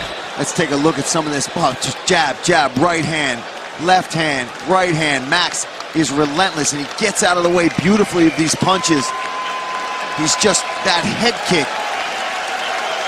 He slides just out of the way. Yeah, Max, he throws 3, 4, 5, 6-punch combos, switches stances as he does it, all the while pressing forward and pushing T-City backwards. With head movement and his hands down, inviting you to try to counter and then countering your counters. Third round of a possible 5 here. But what we didn't see there was that T-City did have some success. He did land some of his own shots. Nowhere near as many as Max did. But they were clean. He landed some good, clean shots. And look at him. He's still fresh. He's looking good. And he doesn't seem to have really gotten hurt by any of Holloway's offerings, just busted up. Yeah, I think that's a very good point. That was a very good left kick to the body. Ooh, his right hand. T-City's, I'm telling you, he's gaining a little bit of confidence here in the third. Oh, as I say that, Holloway lands a nice right hand again. I don't know what happened there.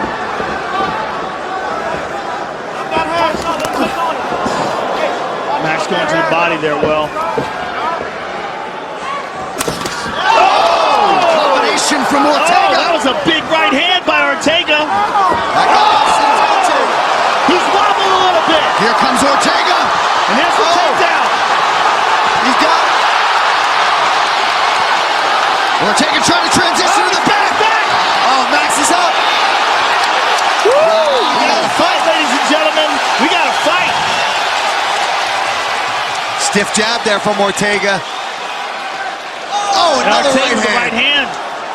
Max is standing right in front of him now. He's not moving as well. And Ortega is really getting his timing down.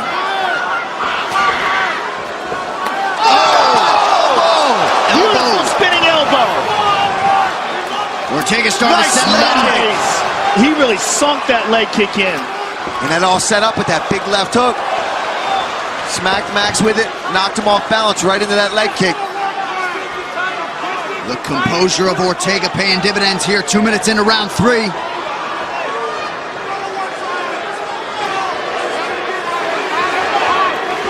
There it is again. Another hard leg really kick. whips it down too.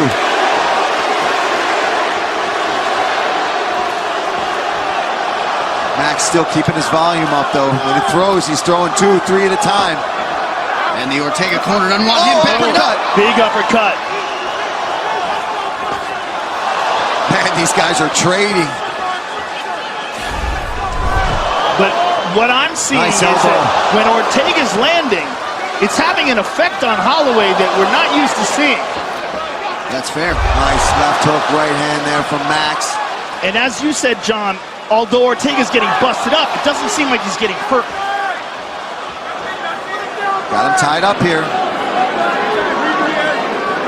We've We've seen him get a couple takedowns, but Max immediately pops right back up to his feet, keeps that whizzer, underhook, whatever he's got to do to get back to his feet. But now we see, Ortega with double underhooks here.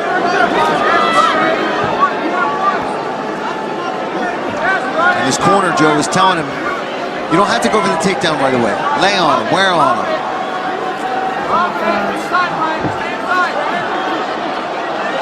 Watch out for that right elbow of Ortega as Max controls that inside of his arm. I think it's safe to say this is already the most difficult defense. Oh, yeah. Back to the center of the octagon. Oh, nice combo from Holloway. Now he's pressing forward. There's another elbow by Ortega. Nice body left to shot. the body. Yep. That's one thing Max will consistently do well throughout the fight, is mix up to the body and to the head. Ortega's very creative. You see how he gets weird with those elbows?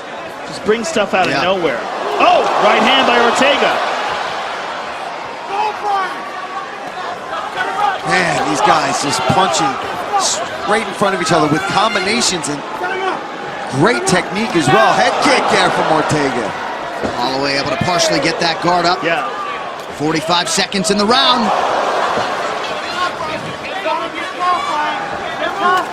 Nice right hand. Oh, good right hand. Holloway starting to regain a little traction here late. Excellent exchange. But Ortega pressing forward. Ortega seems to have much more confidence in this round. There's a takedown attempt again. Holloway fighting for the underhook.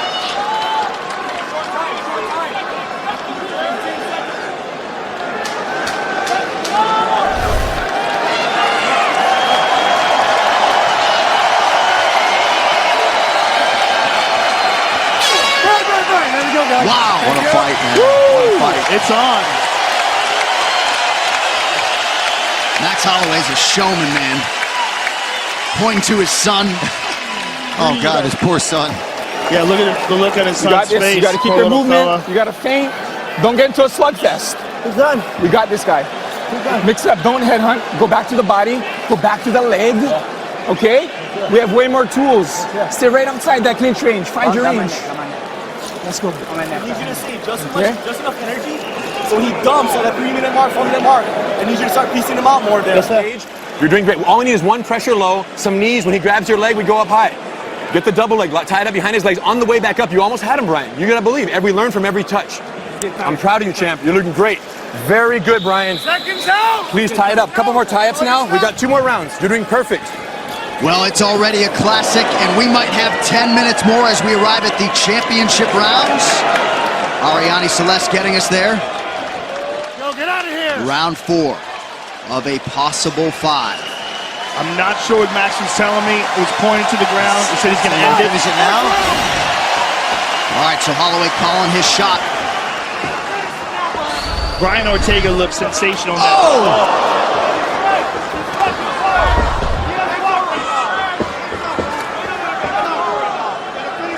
He's so good at switching stances, Holloway. Yep, he's comfortable. Oh, nice straight left. Oh! He's making Ortega miss badly in this round. He's pouring it on. Look at him. Holloway showboating now. Back to the well with the body shot. Man. Joe, has he switched southpaw like this yet in this fight? He hasn't yet. He has a little bit. Yeah, he's gone back and forth. Oh, and there he goes. He switches back. He's just really hard to predict. He was doing really well from southpaw, and he's consistently going back to that in this round. Oh! He hurt him with that right hook. Can you imagine if he finishes it in this round after he just said that to you, possibly? It's what he did with Aldo. It's exactly what he did with Aldo. Oh, Ortega, though. Nasty right hook to the body. Oh, Ortega's oh my goodness. This is some championship level stuff. Beautiful body work as well from Holloway. Everything. Ortega looking for that takedown. Holloway's pouring it on. Oh! Ortega's hurt. Oh, he's hurt. He's trying to clinch. Holloway trying to get enough separation to close the show. Holloway's digging to the body. The volume and the pressure that Holloway puts. Oh, Ortega with the right hand. But Max goes nowhere.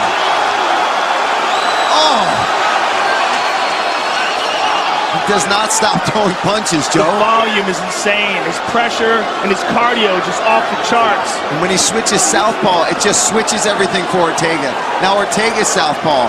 And he can do it southpaw. He throws a nasty straight left. I mean, he doesn't have a weak side. Man, both guys are swinging. For every one that Ortega lands, Max is landing 3 or 4 punches at a time. And it just makes you wilt with the pressure. Over 500 combined strikes right now. And Holloway's landed nearly 200 at a 52% clip. Ortega retreats. He's getting his head snapped back. He's looking for the takedown. There's a lot of energy Ortega's using here. If Holloway can defend. Nice job by Holloway to post. That was it. He tried to snap him down to get that guillotine, but Max all over it. A lot of blood coming off of Brian Ortega's face. Holloway just so efficient. Just touching him, not putting everything into every shot.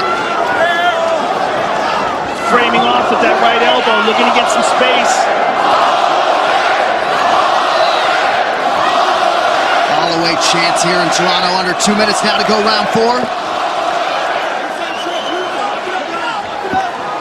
Look at this. Tried to pull guard. Oh! And look at Ortega's face. Oh my goodness. Oh, that eye is bad.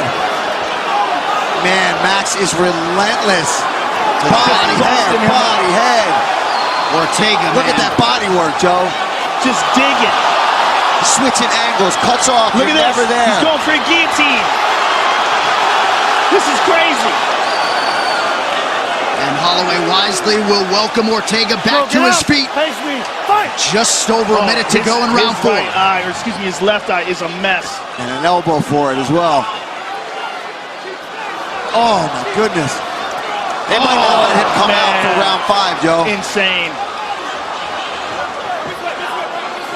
Entry on a single here for Ortega. Holloway works his way to the fence. Holloway effortless though with his takedown defense. It's so good. Guillotine's there if he wants it, Joe. He don't want it. No, he wants to beat him up. He wants to just pound. Vicious hook to the body there. Look at that body work again from Holloway. And upstairs. Look at that, full mount. He's gonna take a leg. He's gonna take a leg. Max gotta be careful there. Get out. Look at this. 30 seconds to go in the round. Ortega is busted up. Holloway continues to work that body to great effect. And now back up top.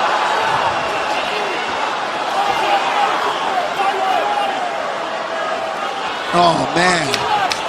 Oh, God, that's like a 10-punch combo from Max. Yves Lavigne watching the action closely. 20 minutes down, a massive push round for Max Holloway. He just looked at me and said, that close. Woo! The doctors are going to take a look at Ortega. I think that eye might be shut. It. I mean, he is a beaten man. Yeah, he can't. Oh, okay, he can. It's underneath. It's not closing his eye completely yet, but he is taking a beating. He is taking a beating, but man, this kid has heart. These are the type of fights that have an impact on a career long term. You gotta wonder. They're talking to the doctor right now. Yeah, Doc, hold on. Give him a second. Doc, talk to him. Max! That might be it. That's it. That's it. Max Holloway has retained his UFC Featherweight Championship. Brian Ortega unable to answer the horn for a 5th round, and the celebration is on. Holloway still the best in the world.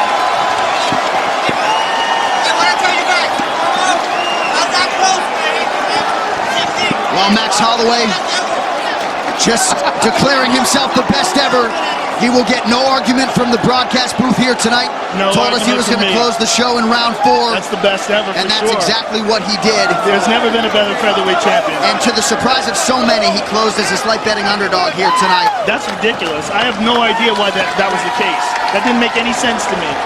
I guess they were saying that based on him not being able to make way for the Khabib fight, and then the concussion symptoms that took him out of the July fight, but man, that's the best ever. And in the middle of that fight, when the chin had to hold up for him, it did for Max Blessed Holloway. With all respect to Jose Aldo when he was a king, and he was a sensational king for a long time, I believe this is the best featherweight of all time. This replay is brought to you by Nemiroff, bold character since 1872.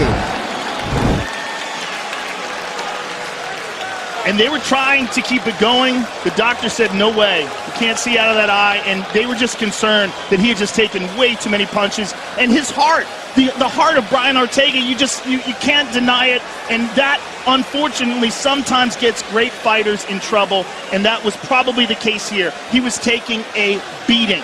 Towards the end of this round, he was shooting for takedowns. He was trying to pull guard. And Max Holloway was just masterful.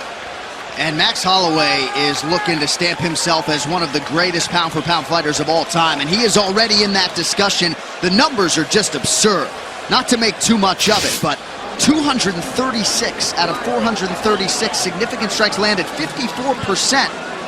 Absolutely incredible effort out of Max Holloway here tonight.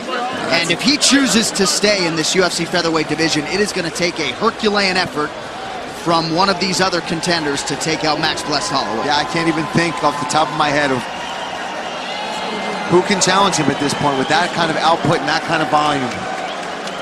The official decision is brought to you by Metro by T-Mobile. Get unlimited high-speed data all month long on the same network as T-Mobile. One final time tonight. Here is Bruce Buffer. Ladies and gentlemen, at the end of round number 4, the doctor has called a stop to this contest. Therefore, the winner by TKO, and still the undisputed UFC featherweight champion of the world,